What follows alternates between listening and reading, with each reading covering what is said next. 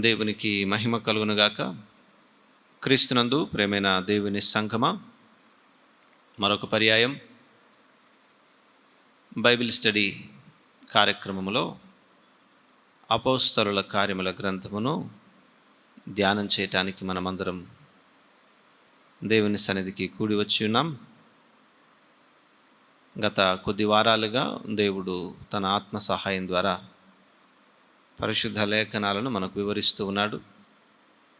మనం దీవింపబడుతున్నాం లేఖనాల పరిశీలనలో.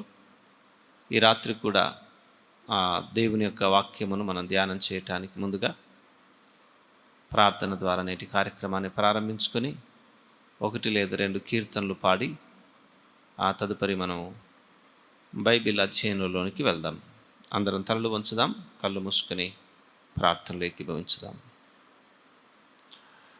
మహాగణుడు పరిశుద్ధుడైన మా ప్రియ పరలోకపు తండ్రి, ఆకాశమందు ఆసీనుడవై ఉన్నవాడా, ఉన్నవాడు అనువాడా, ఆది అంతము లేనివాడా, నిరంతరము ఏకరీతిగా ఉన్నవాడా, పరిశుద్ధుడా, మహోన్నతుడా, సర్వాధికారి, సర్వశక్తిమంతుడా, మరొకసారి నీ పాదముల చెంత ప్రణమిల్లుతూ కర్మేల్ బ్యాప్టిస్టు సంఘం కాజీపేట సంఘముగా మేము మా తలలు వంచి అబ్బా తండ్రి అని నీకు మొరపెట్టుకునే భాగ్యమును, నీ కుమారుడైన యేసు నామమున నీ పాదముల చెంత కనబడే అవకాశమును నాకు మాకందరికి ఇచ్చినందుకు వందనాలు చెల్లిస్తూ ఉంటున్నాం. మా రక్షకుడు, నీ కుమారుడు, మా విమోచకుడైన యేసు ప్రభులు వారు తెలియచేశారు. ఇదిగో నా ప్రభా, మేము ఆయన మాటలు యందు నిలిచి ఉండాలి అని. వాక్యము నా ప్రభా మా యందు నిలిచి ఉన్నట్లయితే, మేము ఆ వాక్యమందు నిలిచిన వారమైతే మేము బహుగా ఫలిస్తాము అన్న మాటను ఆయన మాకు జ్ఞాపకం చేశాడు.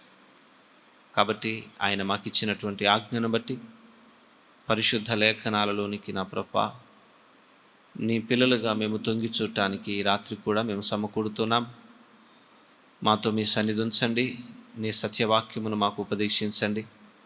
ఆత్మ ద్వారా పలకబడిన వ్రాయబడిన మాటలు ఆత్మదేవుడే మాకు బోధించు లాగున ఈ సమయంలో మేము సిద్ధపడుతున్నాం. పరిశుద్ధాత్మ మాకు సహాయం చేయమని ప్రార్థిస్తున్నాం. మమ్మల్ని బలపరచవలసిందిగా మీకు విజ్ఞాపన చేయుచున్నాం. మేము కేవలం నరమాత్రులం, మట్టి మనుషులం. మా ఆలోచనలు కేవలం మట్టి ఆలోచనలు, నా ప్రభా బలహీనమైన ఆలోచనలు. మాకు నీ ఆత్మ సహాయం లేకపోతే మేము ఏ విషయాన్ని కూడా గ్రహించటం మా వల్ల కాదు నా తండ్రి.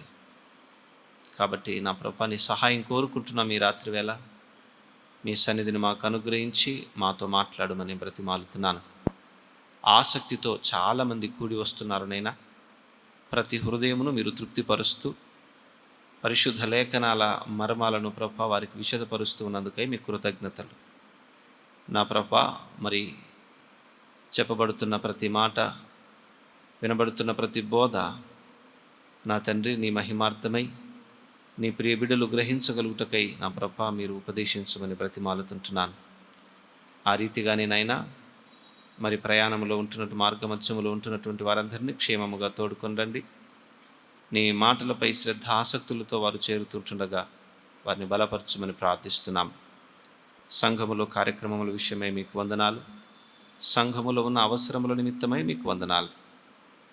వాటి విషయమై మీ పాదాల చెంత విజ్ఞాపన చేయుచున్నాం. ప్రతి ఆత్మ సహాయమును నా ప్రభా మీరుగా నా తండ్రి తీర్చి, వారి అవసరాలను తీర్చి, ప్రతి హృదయానికి నెమ్మది, ప్రతి కుటుంబానికి ఆదరణ, నూతనమైన ఆశీర్వాదములు దయచేయమని ప్రార్థిస్తూ ఈ రాత్రి వేళ నా ప్రభా మరి మీ సన్నిధి మాతో ఉన్నదని మేము గ్రహించిన వారమై శ్రద్ధతో ఆసక్తితో నీ మాటలను మేము అధ్యయనం చేయుటకు మాకు సహాయం చేయమని కొన్ని కీర్తనలు పాడుతుండగా మీ సన్నిధిని మాకు సొంగమని యేసయ్య నామమున ఈ ప్రార్థన అడుగుచున్నాను మా తండ్రి. Amen, amen. సోదరుడు సునీల్ ముందుకు వచ్చి 1 లేదా 2 కీర్తనలు పాడతారు.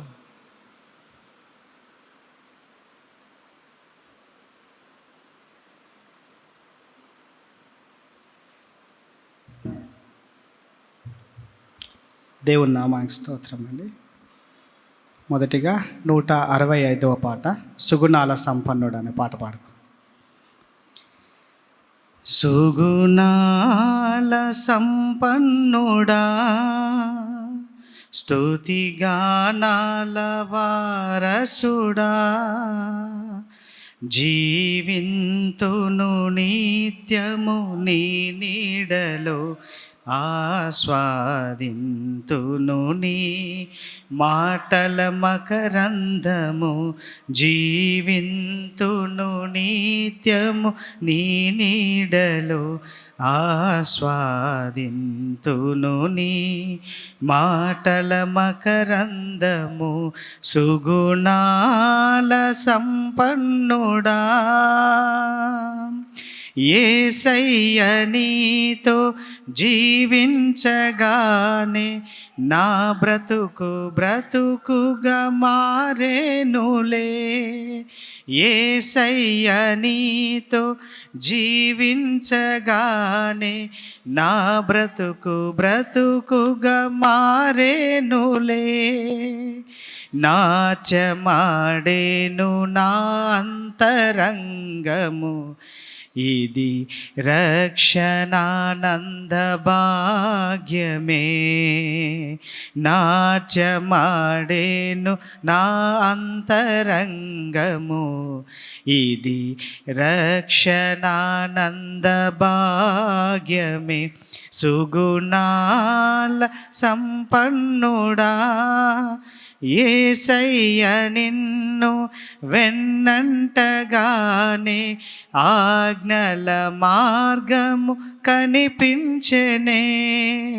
యేసయ్య నిన్ను వెన్నంటగానే ఆజ్ఞల మార్గము కనిపించెనే. నీవు నన్ను నడిపించగలవు,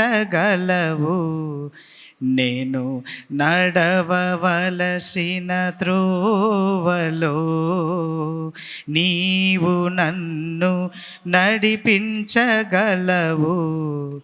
నేను నడవవలసిన త్రోవలో. సుగుణాల సంపన్నుడా, యేసయ్య నీ కృప తలంచగానే నా శ్రమలుగా అనిపించలేదే. యేసయ్య నీ కృప తలంచగానే నా శ్రమలుగా అనిపించలేదే. నీవు నాకిచ్చే ఆ మహిమ ఎదుట ఇవి ఎన్న తగినవి కావే. నీవు నాకిచ్చే ఆ మహిమ ఎదుట ఇవి ఎన్న తగినవి కావే. సుగుణాల సంపన్నుడా, స్తుతిగానాల వారసుడా, జీవింతును నిత్యం నీ నీడలో, ఆస్వాదింతును నీ మాటల మకరందము. జీవింతును నిత్యం నీ నీడలో, ఆస్వాదింతును నీ మాటల మకరందము. సుగుణాల సంపన్నుడా.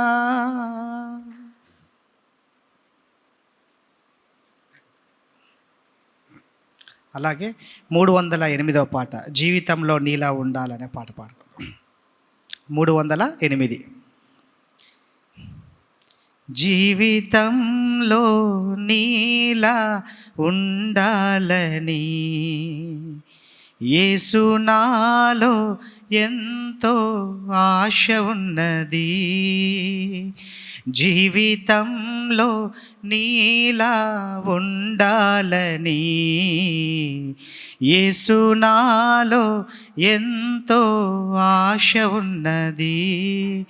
తీరునా నా కోరిక చేరితి ప్రభు పాదాల చెంత తీరునానా కోరిక చేరితి ప్రభు పాదాల చెంత జీవితంలో నీలా ఉండాలని యేసు నాలో ఎంతో ఆశ ఉన్నది పరిశుద్ధతలో ప్రార్థించుటలో ఉపవాసములో ఉపదేశములో పరిశుద్ధతలో ప్రార్థించుటలో ఉపవాసములో ఉపదేశములో నీలాగే చేయాలని నీతోనే నడవాలని నీలాగే చేయాలని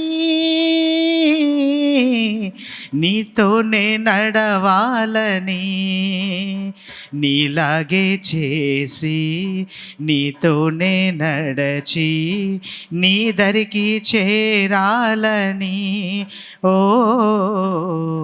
నీలాగే చేసి నీతోనే నడచి నీ దరికే చేరాలని తీరునానా కోరిక చేరితి ప్రభు పాదాల చెంత తీరునా నా కోరిక చేరితి ప్రభు పాదాల చెంత జీవితంలో నీలా ఉండాలని యేసు నాలో ఎంతో ఆశ ఉన్నది కూర్చుండుటలో నిలుచుండుటలో మాట్లాడుటలో ప్రేమించుటలో కూర్చుండుటలో నిలుచుండుటలో మాట్లాడుటలో ప్రేమించుటలో నీలాగే బ్రతకాలని నీ చిత్తం నెరవేర్చని నీలాగే బ్రతకాలని నీ చిత్తం నెరవేర్చని నీలాగే బ్రతికి నీ చిత్తం నెరవేర్చి నీ దరికే చేరాలని ఓ నీలాగే బ్రతికి నీ చిత్తం నెరవేర్చి నీ దరికే చేరాలని తీరునా నా కోరిక చేరితి ప్రభు పాదాల చెంత తీరునా నా కోరిక చేరితి ప్రభు పాదాల చెంత జీవితంలో ఇలా ఉండాలని యేసు నాలో ఎంతో ఆశ ఉన్నది జీవితంలో నీలా ఉండాలని యేసు నాలో ఎంతో ఆశ ఉన్నది. హల్లెలూయా.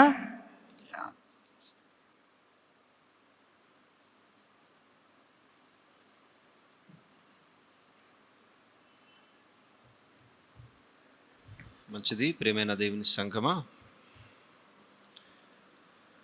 బైబిల్ స్టడీలోనికి మనం వెళ్దాం. దానికంటే ముందుగా ప్రార్థన చేసుకుందాం.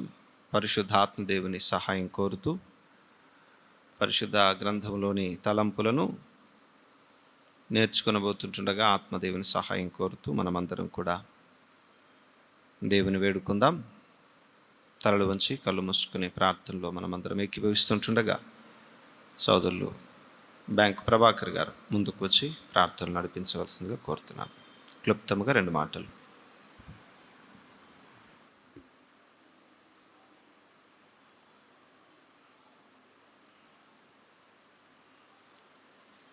ప్రార్థన చేసుకుందాం. మహాపరిశుద్ధుడవును అత్యంత కృపా కనికరం గల మా పరమ తండ్రి, సృష్టికర్త, జయం గల దేవా, మీ ఘనమైన నామనకు వందనాలు, స్తుతులు, స్తోత్రాలు తెలియజేస్తున్నాం ప్రభా. ఈ సాయంత్రం సమయంలో తండ్రి మరోసారి ప్రభా యొక్క బైబిల్ స్టడీ కార్యక్రమం చేరి కొంత సమయం గడపడానికి ఇచ్చినట్టు యొక్క మంచి అవకాశం బట్టి మీకు వందనాలు, స్తుతులు, స్తోత్రాలు చేస్తున్నాం ప్రభా. నాయన ఈ యొక్క కూడిక ద్వారా నా తండ్రి ప్రభా, మేము ఇంకా వాక్యంపు లోతులలోకి వెళ్ళి తండ్రి ఆ యొక్క మర్మములను తెలుసుకుంటకు నాయన మంచి జ్ఞానం దయచేయండి తండ్రి. వందనాలు తెలుస్తున్నాం. ఆశపడి ప్రతి ఒక్క బిడ్డను బట్టి వందనాలు తండ్రి. నాయన మేము తండ్రి మేము విన్నటువంటి వాక్యములు ఇతరులకు బోధించేటప్పుడు నా తండ్రి మేము వాక్యం సంపూర్ణంగా తెలుసుకొని ఉండాలి కాబట్టి ఆయన దినదినము వాక్యం లోతులను తెలుసుకొని ప్రభా వాటి గూఢ అర్థములను గూఢ భావములను మేము తెలుసుకుంటూ సహాయం దయచేయండి. ఈ రీతిగా నా తండ్రి బైబిల్ స్టడీ కార్యక్రమం ద్వారా నా తండ్రి ప్రభా నాయన మేము ప్రభా మా యొక్క జ్ఞానమును పెంపొందించుకుంటూ సహాయం దయచేయండి తండ్రి. వందనాలు. ఆయన దైవదాసులను ప్రభా మీ యొక్క ప్రభా సిరువులో మరుగుపరిచి నా తండ్రి మీ జ్ఞానం చేత నింపి నా తండ్రి మాకు కావలసినటువంటి జ్ఞానమును ప్రభా నా తండ్రి మాకు తెలియజేయవలసి వేడుకొంచున్నాం. మీ దాసుని ప్రభా మీరు అభిషేకించండి తండ్రి, వాడుకోనండి అయినా ఆయన ద్వారా నా తండ్రి మాకు మంచి వాక్యములు ప్రభా మాకు తెలియజేయవలసి వేడుకొంచున్నాం. ఈ సాయంత్రం సమయన మరి రాలేక వెనుకబడి వారిని గురించి కూడా ప్రార్థిస్తున్నాం ప్రభా. ఈ సరైన వారు రాగలటకు వారిని ప్రేరేపించండి తండ్రి. వందనాలు. ఏ పనులు మరి ఆటంకములు వారికి ఎదురైనయో అవన్నీ తీసివేసి ఈ సరైన పాల్గొంటకు ప్రతి ఒక్కరిని మీరు ప్రేరేపించవలసి వేడుకొంచున్నాం. మీకే స్తుతులు, స్తోత్రాలు తెలియజేసుకుంటూ ఈ ప్రార్థన విజ్ఞాపనలు మా ప్రభువును మా రక్షకుడును మీ ప్రియకుమారుడైన యేసు ప్రభుల వారి శ్రేష్టమైన నామములో ప్రార్థించి అత్యున్నత వేడుకొంచున్నాం తండ్రి. ఆమేన్.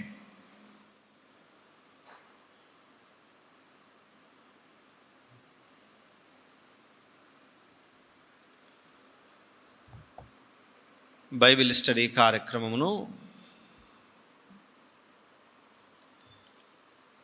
ఎంతో ఆసక్తితో పాటించుచున్నటువంటి దేవుని బిడ్డలందరిని బట్టి నేను దేవుని స్తుతిస్తూ ఉన్నాను. గత కొద్ది వారాలుగా అపోస్తలుల కార్యముల గ్రంథమును మనం ధ్యానం చేస్తూ ఉన్నాం. పోయిన వారమునకు మనము 2 అధ్యాయాలు పూర్తి చేసుకున్నాం. ఈ వారము దేవుని చిత్తమైతే 3వ అధ్యాయమును మనం పూర్తి చేసుకుందాం.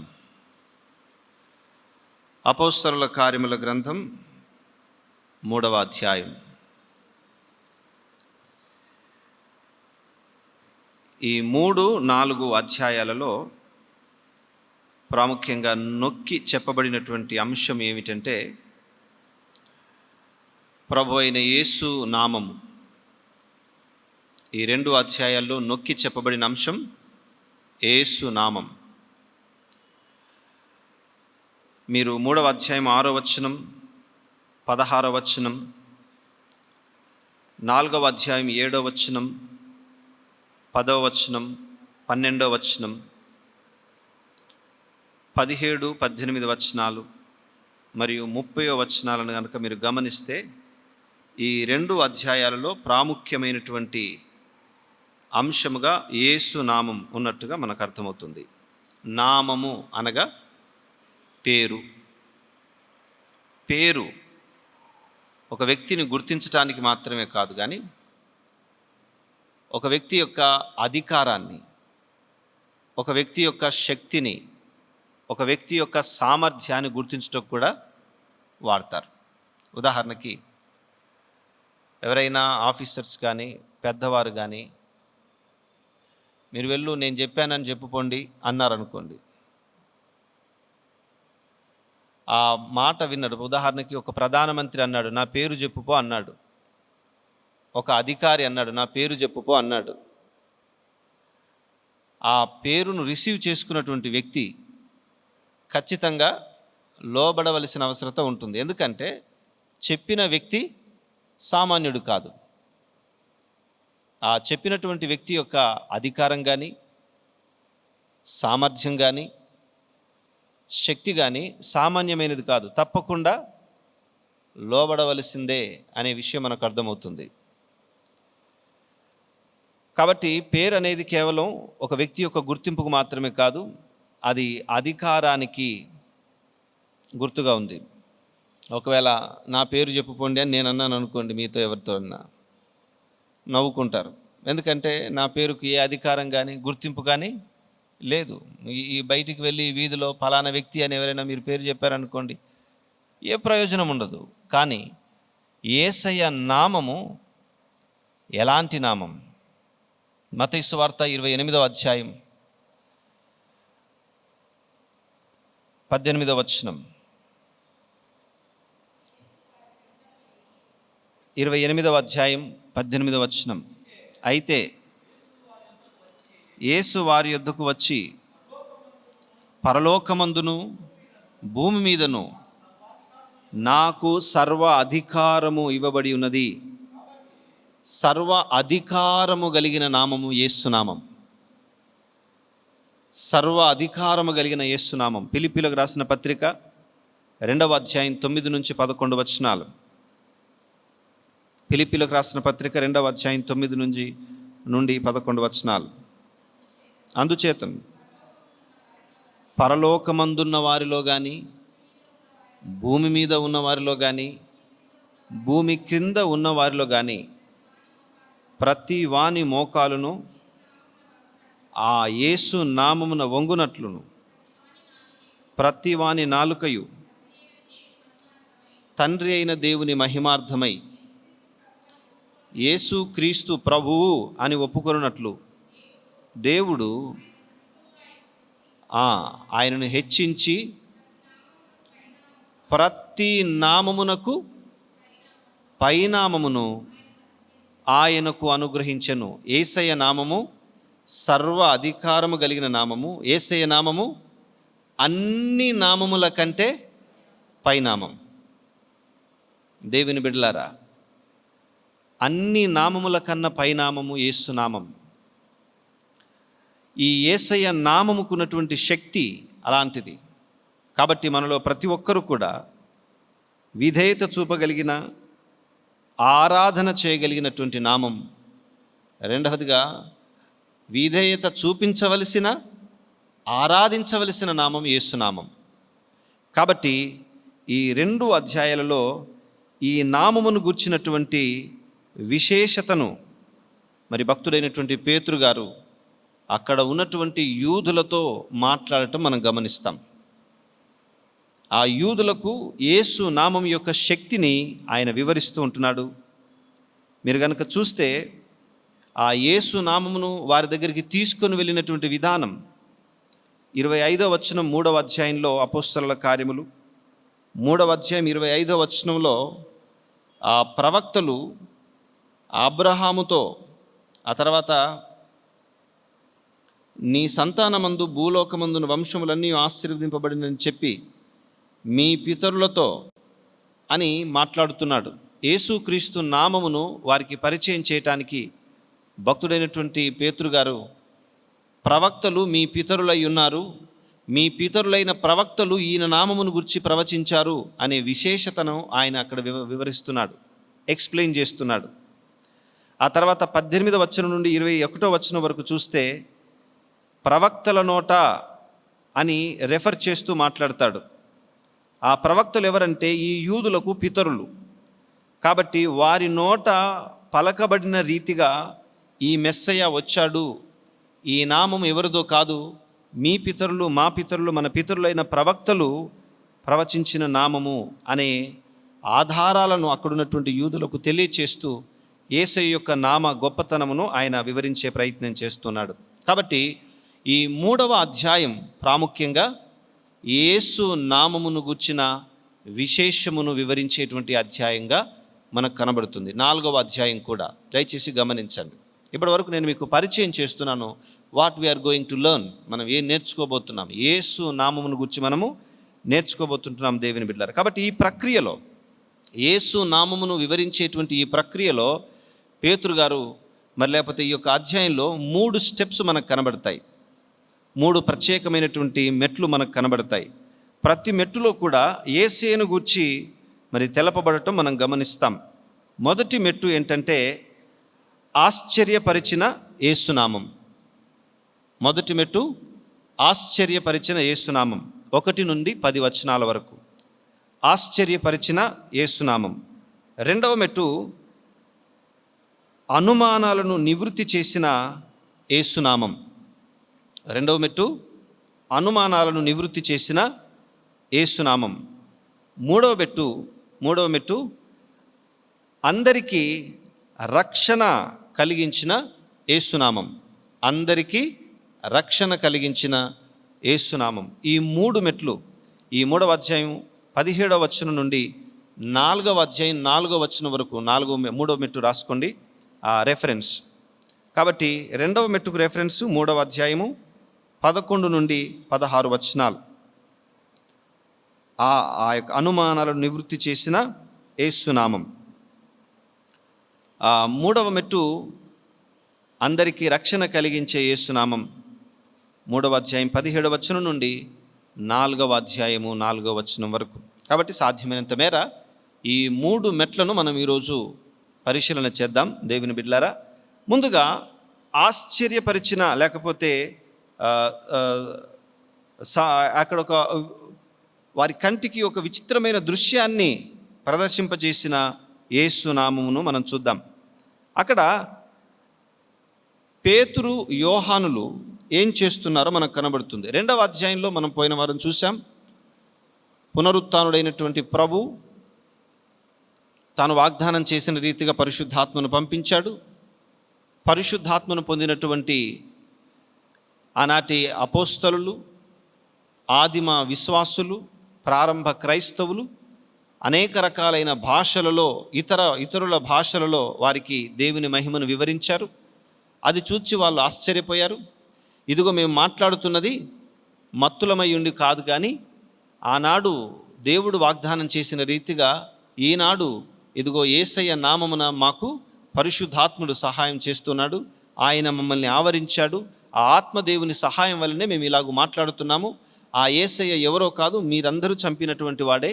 ఆయన మరణానికి లొంగినటువంటి వాడు కాదు, కానీ ఆయనే లోనైనటువంటి వాడు కాదు, కానీ ఆయనే స్వయంగా తన ప్రాణాన్ని అర్పించాడు. ఆయనను మీరు చంపేశారు, ఆయన మన మెస్సయ్య అనే మాటలను వివరిస్తాడు. అప్పుడు చాలామంది మార్పు చెందుతారు. దాదాపుగా 3,000 మంది రక్షణ పొందినట్టుగా మనం చూసాం. ఆ రక్షణ పొందినటువంటి ఆ యొక్క విశ్వాసులు మరి ప్రతిదినం కూడా మరి విస్తరిస్తూ ఉన్నట్టుగా 47వ వచనంలో, 2వ అధ్యాయం 47వ వచనంలో మనం చదువుతాం. అనుదినము వారితో నూతన ఆత్మలను దేవుడు చేర్చుచున్నాడు అని. ఆ నూతన ఆత్మలను దేవుడు వారితో చేర్చుచుండగా జరుగుతున్న ప్రక్రియ ఈరోజు మనం నేర్చుకుంటున్నాం దేవుని బిడ్డలారా. కాబట్టి పేతురు, యోహానులు అలవాటు ప్రకారంగా వారు ఎక్కడికి వెళ్తున్నారట? 3వ అధ్యాయం 1వ వచనం చదువుదాం. పగలు 3 గంటలకు ప్రార్థన కాలమున పేతురును యోహానును దేవాలయమునకు ఎక్కి వెళ్ళుచుండగా. ఈ ఆదిమ క్రైస్తవులు ప్రారంభంలో చాలా చక్కగా ప్రవర్తించారు దేవుని బిడ్డలారా.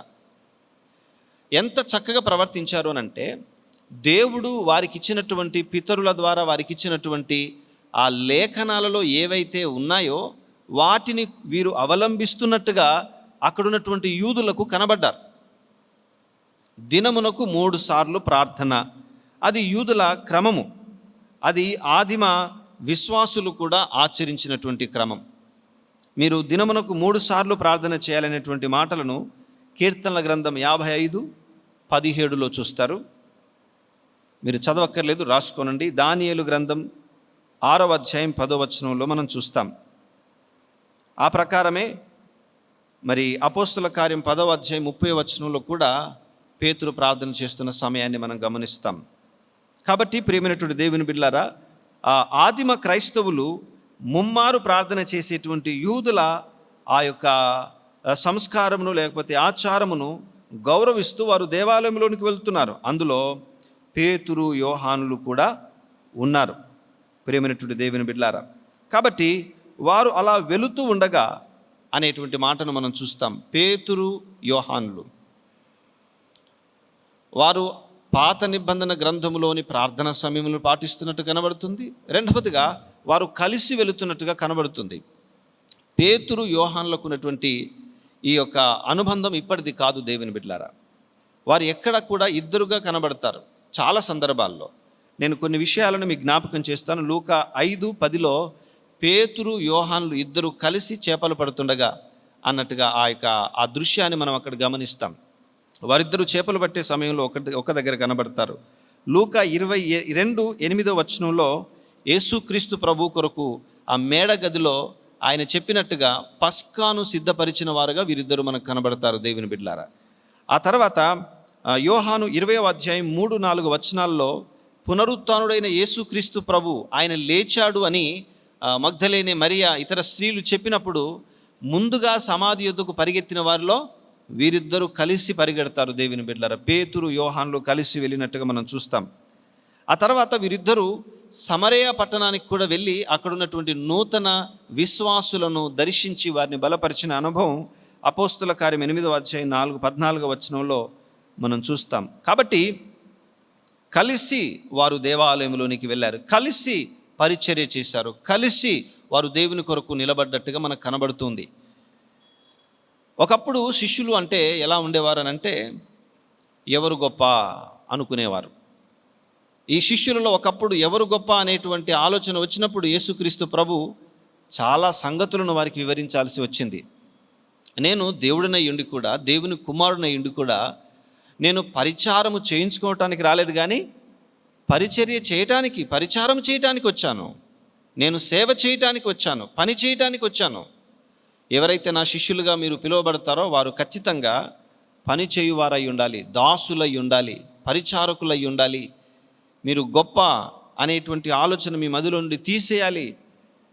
ఒకచోట యేసుక్రీస్తుని అడుగుతారు శిష్యులు, అయ్యా పరలోక రాజ్యములో ఎవడు గొప్ప అనే ప్రశ్న కూడా, ఎందుకు ఈ ప్రశ్న వచ్చింది వాళ్ళ మధ్య?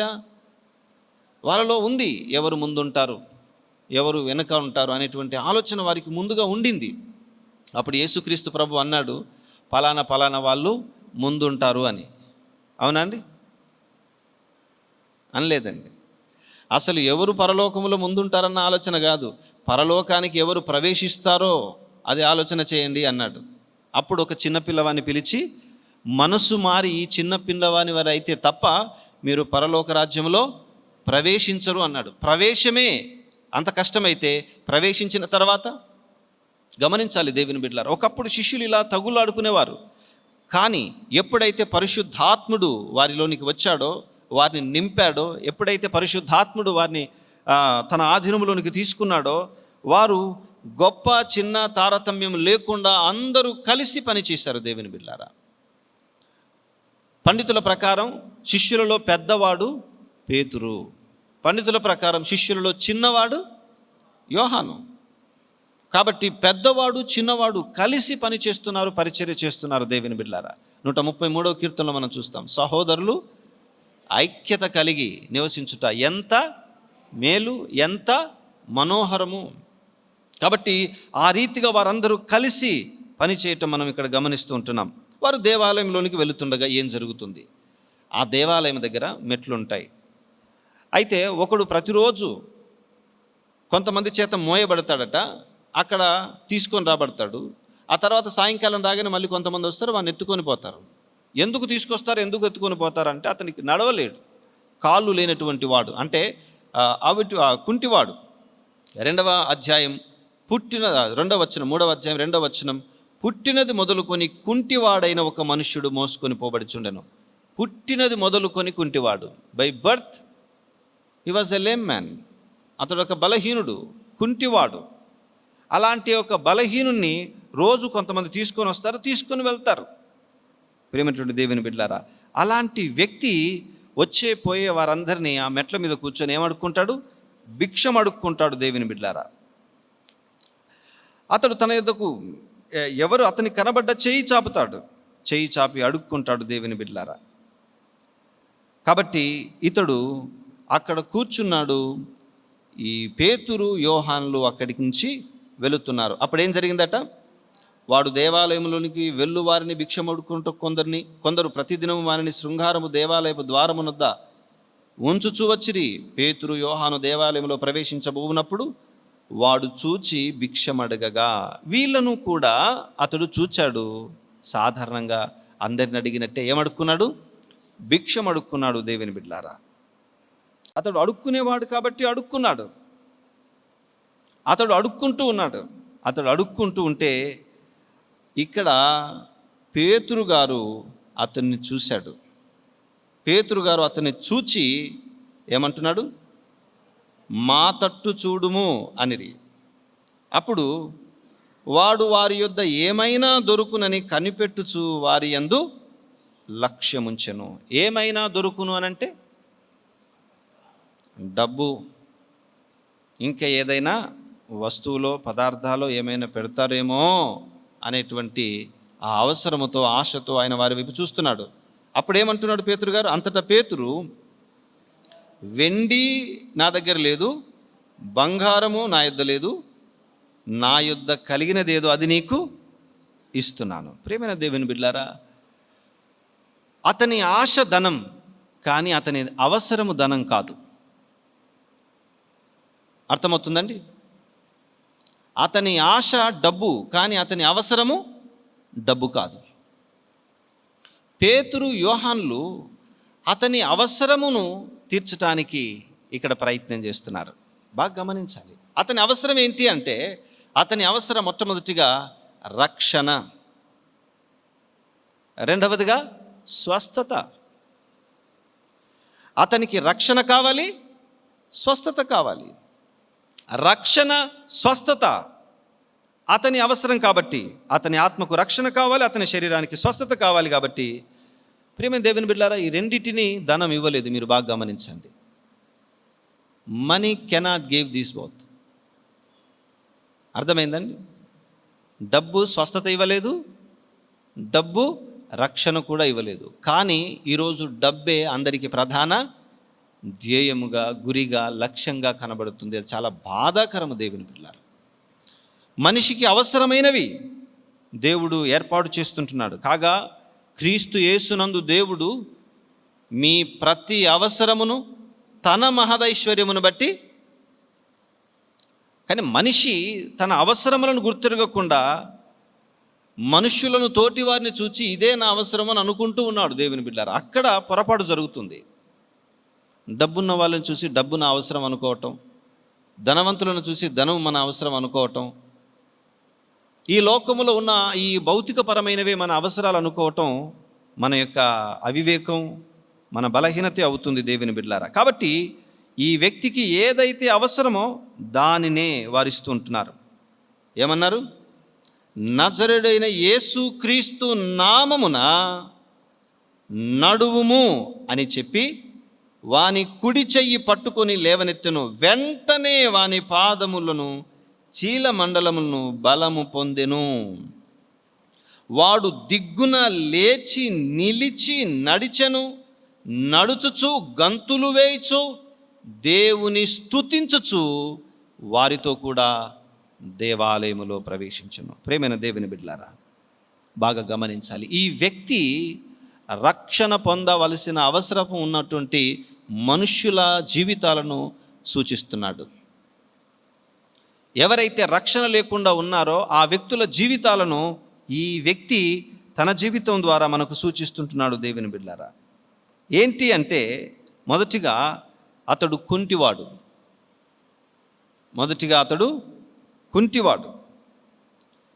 రోమీలకు రాసిన పత్రిక 5వ అధ్యాయం 12 నుంచి 21 వచనాలు మీరు తర్వాత చదువుకోండి. ఆదాము ద్వారా మనుషులందరికీ ఏం సంక్రమించిందట? పాపము సంప్రాప్తమైందట. సో మన పితరుడైనటువంటి ఆదాము ద్వారా ఈ లోకములో పుట్టిన వారందరూ కూడా పాపులుగా పుడుతున్నారు. పాపము మనందరికీ సంప్రాప్తమైంది. కాబట్టి ఆధ్యాత్మికంగా ప్రతి మనిషి కూడా అవిటివాడే. ఆధ్యాత్మికంగా ప్రతి వ్యక్తి కూడా బలహీనుడే. రెండవదిగా, ప్రతి మనిషి కూడా తను తీర్చలేని విధముగా దేవునికి రుణస్థుడై ఉన్నాడు. హీ కెనాట్, తనకై తాను తన యొక్క రుణాన్ని తీర్చుకోలేడు. ఈ వ్యక్తి కూడా తనకై తాను ఏమి చేసుకోలేడు. తన కాళ్ళను తను బాగు చేసుకోలేడు, తన ఆరోగ్యాన్ని తను తిరిగి తెచ్చుకోలేడు. అలాంటి స్థితిలో అతడు ఉన్నాడు. మూడవదిగా, అతడు దేవాలయపు వెలుపల ఉన్నాడు. ఈ రుణము తీర్చుకోలేని స్థితిలో మనుషుడు ఉన్నాడు అనడానికి యేసుక్రీస్తు ప్రభువు చెప్పినటువంటి ఒక మాట నేను మీకు జ్ఞాపకం చేస్తాను దేవుని బిడ్డలారా. ఒక పరిసయ్యుని ఇంటికి యేసయ్య వెళ్తాడు. అక్కడ ఏం జరుగుతుందంటే, ఒక పాపిష్టి స్త్రీ అత్తరు తీసుకొని వచ్చి యేసయ్య పాదాల మీద పోసి కడుగుతుంది. అప్పుడు ఆ పరిసయ్యునికి చాలా ఆయాసం వేస్తుంది. చూస్తారు ఒకసారి లూకా సువార్త 7వ అధ్యాయము. జస్ట్ అక్కడికి మిమ్మల్ని తీసుకుని వెళ్ళి మనమంతరము దేవునికి ఎలాగో రుణస్థులమై ఉన్నామో నేను మీకు జ్ఞాపకం చేస్తాను. 7వ అధ్యాయం మీరు చదువుకోండి. తర్వాత 36 నుండి 50 వరకు. కాబట్టి యేసుక్రీస్తు ప్రభు ఆ యొక్క పరిసయ్యుని యొక్క ఆలోచనను తెరవటానికి అతనితో ఒక మాట చెప్తాడు. 40వ వచనం. అందుకు యేసు, సీమోను, నీతో ఒక మాట చెప్పవలనని ఉన్నాను అని అతనితో అనగా, అతడు, బోధకుడా చెప్పుమనెను. అప్పుడు యేసు, అప్పు ఇచ్చు ఒకనికి 2 రుణస్థులుండిరి. వారిలో ఒకడు 500 దేనారములను మరి ఒకడు 50 దేనారములను అప్పు ఉండిరి. ఆ అప్పు తీర్చుటకు వారి యొద్ద ఏమీ లేకపోయాను. అప్పు తీర్చడానికి ఏం లేదట, ఏమీ లేదు. రుణస్థులే, కానీ తీర్చడానికి ఏమీ లేదు.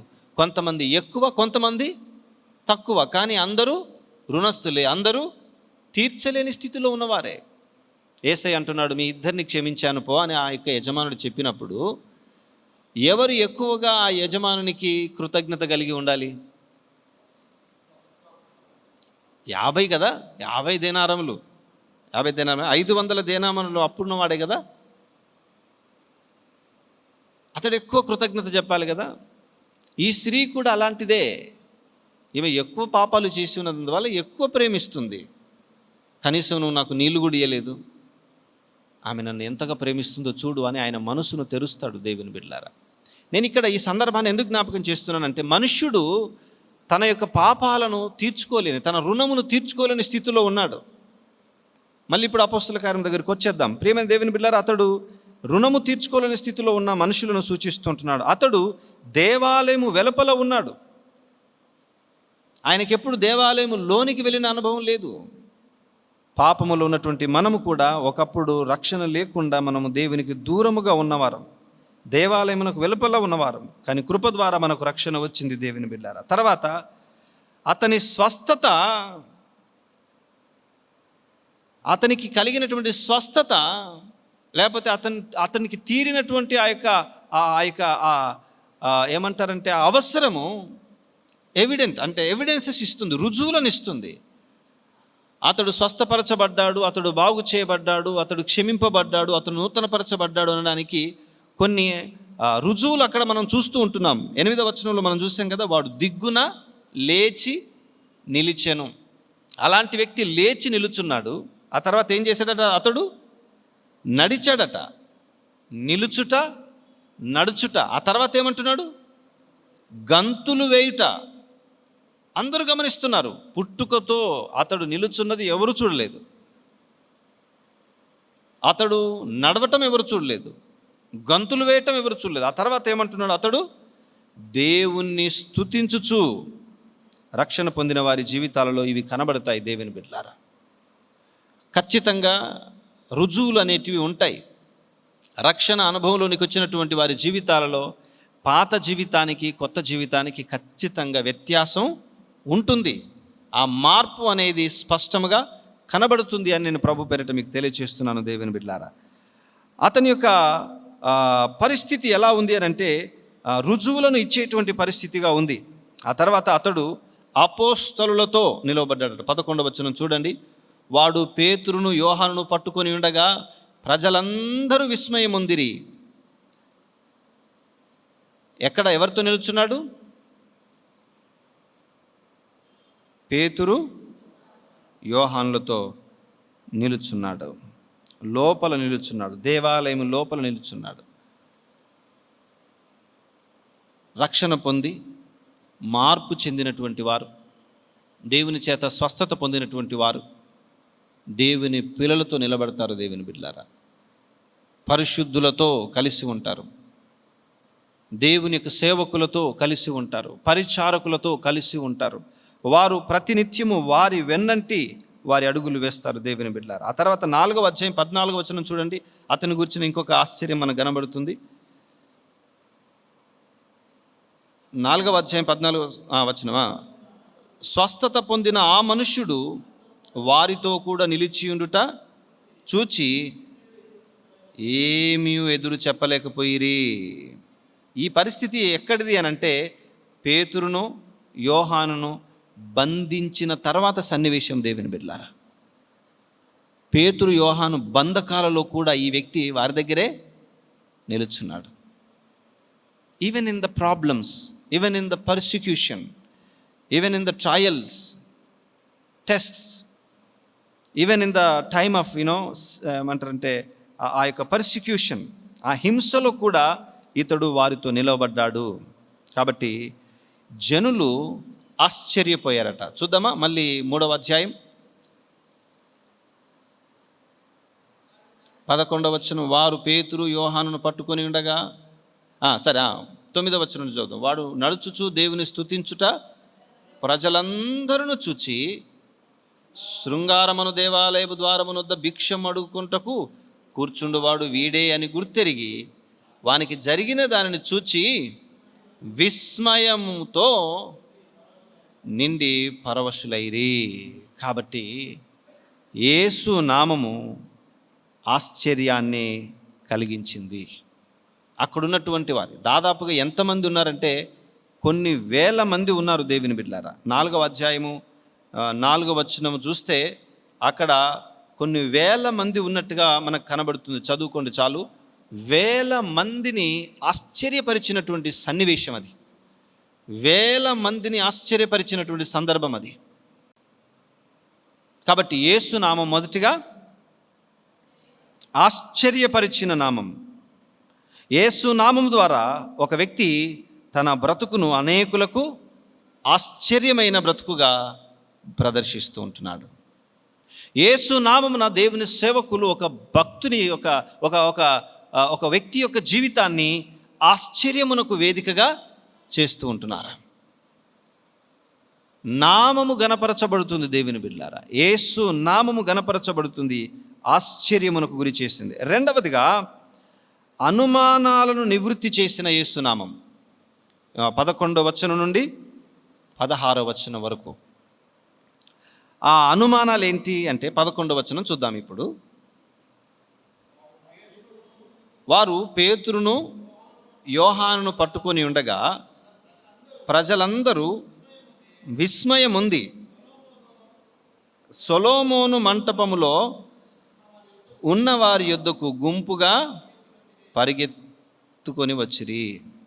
ప్రియమైన దేవుని వాళ్ళారా, ఇక్కడ మనం గమనిస్తే అక్కడ స్వస్థత పొందినవాడు నిలుచున్నాడు, ఇక్కడ అపోస్తలులు ఉన్నారు. వారి చుట్టూ కొన్ని వేల మంది గుంపుగా పోగయ్యారు. వేల మంది ఏంటంటే ఆ దృశ్యాన్ని చూడాలి. అయితే ఇది ఎలా జరిగింది, ఈ కార్యము ఎలా జరిగింది? వారికి ఒక అనుమానం. They had a doubt. వారికి ఒక అనుమానం ఉంది, ప్రశ్న ఉంది. కొంతమంది వారిపై ఆరోపణలు కూడా చేస్తూ ఉన్నారు. అక్కడ అసలు ఏంటి వీళ్ళు అని. వీళ్ళు చూడబోతే ఏంటి, మొన్నటి వరకు గలిలయ ప్రాంతీయులు. వీరి వేష భాష అంతా ఎవరైనా గుర్తుపడతారండి. వీళ్ళు గలిలయ ఏం పని చేస్తారు వీళ్ళు? చేపలు పట్టే జాలర్లు. ఆఫ్టర్ ఆల్ చేపలు పట్టే జాలర్లు దేవాలయంలో చేసే ఈ పని చూడండి. యూదుల మధ్య జరుగుతున్నటువంటి సీన్ దేవుని బిడ్డలారా. ఫ్రెష్గా యేసయ్య పరలోకానికి వెళ్ళిపోయాడు. అక్కడ ఆ యూదుల మధ్య నూతన క్రైస్తవులు కొద్ది గుంపు కనబడుతూ ఉన్నారు. ఆ కొద్ది గుంపు ఆ జనుల మధ్య చేయుచున్న పనులను బట్టి వారికి అనేక అనుమానాలు, అనేక ప్రశ్నలు వారి మధ్యలో తలెత్తుతూ ఉన్నాయి. అయితే ఏ మంటపం అట అది? సొలొమోను మంటపం. దేవాలయంలో సొలొమోను మంటపం అనే ఒక ప్రాంతం కూడా ఉంది. అక్కడే యేసుక్రీస్తు ప్రభు మరి కొన్ని బోధలు చేసినట్టుగా యోహాను సువార్త 10వ అధ్యాయం 23వ వచనంలో చూస్తాం. ఆ తర్వాత అదే సొలొమోను మంటపం దగ్గర ఆదిమ సంఘము దేవుని ప్రార్థించి ఆరాధించిన అనుభవం కూడా 5వ అధ్యాయం అపోస్తల కార్యం 12వ వచనంలో కూడా మనం చూస్తాం. ఆ ప్రజలందరూ ఆశ్చర్యంగా వారి వైపు చూస్తున్నారట. పేతురు గారు అప్పుడు మాట్లాడుతున్నారు 12వ వచనం. దీనిని చూచి ప్రజలతో ఇట్లనెను, పేతురు దీనిని చూచి ప్రజలతో ఇట్లనెను, ఇశ్రాయేలీయులారా, మీరు వీని విషయమై ఎందుకు ఆశ్చర్యపడుచున్నారు? మా సొంత శక్తి చేతనైనను భక్తి చేతనైనను నడువను వీనికి బలమిచ్చినట్టుగా మీరెందుకు మా తట్టు తేరి చూచుచున్నారు? బాగా గమనించాలి దేవుని బిడ్డలారా. మీరెందుకు మా వైపు ఆశ్చర్యంగా చూస్తున్నారు? అప్పటికి మేమేదో చేసినట్టుగా, మా సొంత శక్తి ఏదో ఇక్కడ పనిచేసినట్టుగా, మా సొంత భక్తి ఏదో పనిచేసినట్టుగా ఎందుకు మా వైపు చూస్తున్నారు? ఆశ్చర్యము దేవుని బిడ్డలారా. వారికి ఉన్నటువంటి అనుమానాన్ని ఇక్కడ పేతురు గారు నిర్వృత్తి చేయటానికి 2వ ప్రసంగాన్ని ప్రారంభించాడు. హల్లెలూయా. గట్టిగా చెప్పండి ఒకసారి, ప్రైజ్ ద లార్డ్. 2వ ప్రసంగం, మొదటి ప్రసంగం 2వ అధ్యాయంలో చేశాడు, 2వ ప్రసంగం 3వ అధ్యాయంలో చేస్తూ ఉంటున్నాడు. పేతురు గారి 2వ ప్రసంగం ఇక్కడ ప్రారంభమవుతుంది. ఏమంటున్నాడు? మా సొంత శక్తి చేత భక్తి చేత మేము ఇది చేయటం లేదు. ఇదే అనుభవం గతంలో నేను మీకు జ్ఞాపకం చేశాను ఒకసారి. ఎవరికి వచ్చింది? పౌలు బర్నబాలకు వచ్చింది. పౌలు బర్నబాలు లుస్త్రా అనే పట్టణానికి వెళ్ళగానే అక్కడ ఒక ఇలాగే కుంటి ఆయనను బాగు చేస్తారు వాళ్ళు కూడా. 14వ అధ్యాయం మీరు చదువుకున్న తర్వాత పౌలు బర్నబాలను కూడా వారు ఒక ఆయనకు ఒక బిరుదు, ఇంకొక ఆయనకు ఇంకొక బిరుదు ఇచ్చి పెద్ద పండుగ చేసి పూలతో దండలల్లి వాళ్ళకు గుడి కడదామని ఊరేగింపుగా తీసుకొని పోవడానికి వస్తారు. అప్పుడు పౌలు గారు బర్నబా గారు వారి బట్టలు చింపుకుంటారు, బాధపడతారు. అయ్యా, మమ్మల్ని చూసి ఇలాంటివి చేయకండి, మేము మీ వంటి మనుష్యులమే, మేము మీ వంటి మనుష్యులమే. గమనించాలి దేవుని బిడ్డలారా. ఇక్కడ వారి అనుమానాలు నివృత్తి చేస్తూ పేతురు గారు మాట్లాడుతున్నారు. ఈ అద్భుతానికి ఆధారం ఏంటో తెలుసా? ఈ జరిగినటువంటి యొక్క ఆశ్చర్య కార్యానికి, లేకపోతే ఈ స్వస్థత కార్యానికి, ఈ విడుదల కార్యానికి, ఈ విమోచన కార్యానికి కారణం ఏంటో తెలుసా అని పేతురు గారు చాలా తెలివిగా తన ప్రసంగాన్ని మొదలుపెట్టాడు. 2వదిగా ధైర్యంగా ప్రసంగాన్ని చేయటం మొదలుపెట్టాడు. 2 ఉన్నాయి దేవుని బిడ్డలారా. ఒకప్పుడు పేతురు గారికి ఇంత వివేకం ఉండేది కాదు, ఒకప్పుడు పేతురు గారికి ఇంత ధైర్యం కూడా ఉండేది కాదు. వాక్య ప్రకటన చేయటానికి కావలసిన తెలివిని, కావలసిన ధైర్యాన్ని ఆయనకి ఎవరిస్తున్నారు? గమనించాలి దేవుని బిడ్డలారా. పరిశుద్ధాత్ముడు ఆయనకు సహాయం చేస్తున్నాడు. ఎందుకంటే పరిశుద్ధాత్మ చేత నింపబడినప్పుడు మీరేమవుతారు? శక్తి పొందుదురు, అప్పుడు మీరు నాకు సాక్షులయ్యుందురు అని యేసయ్య చెప్పాడు 1వ అధ్యాయం 8వ వచనంలో.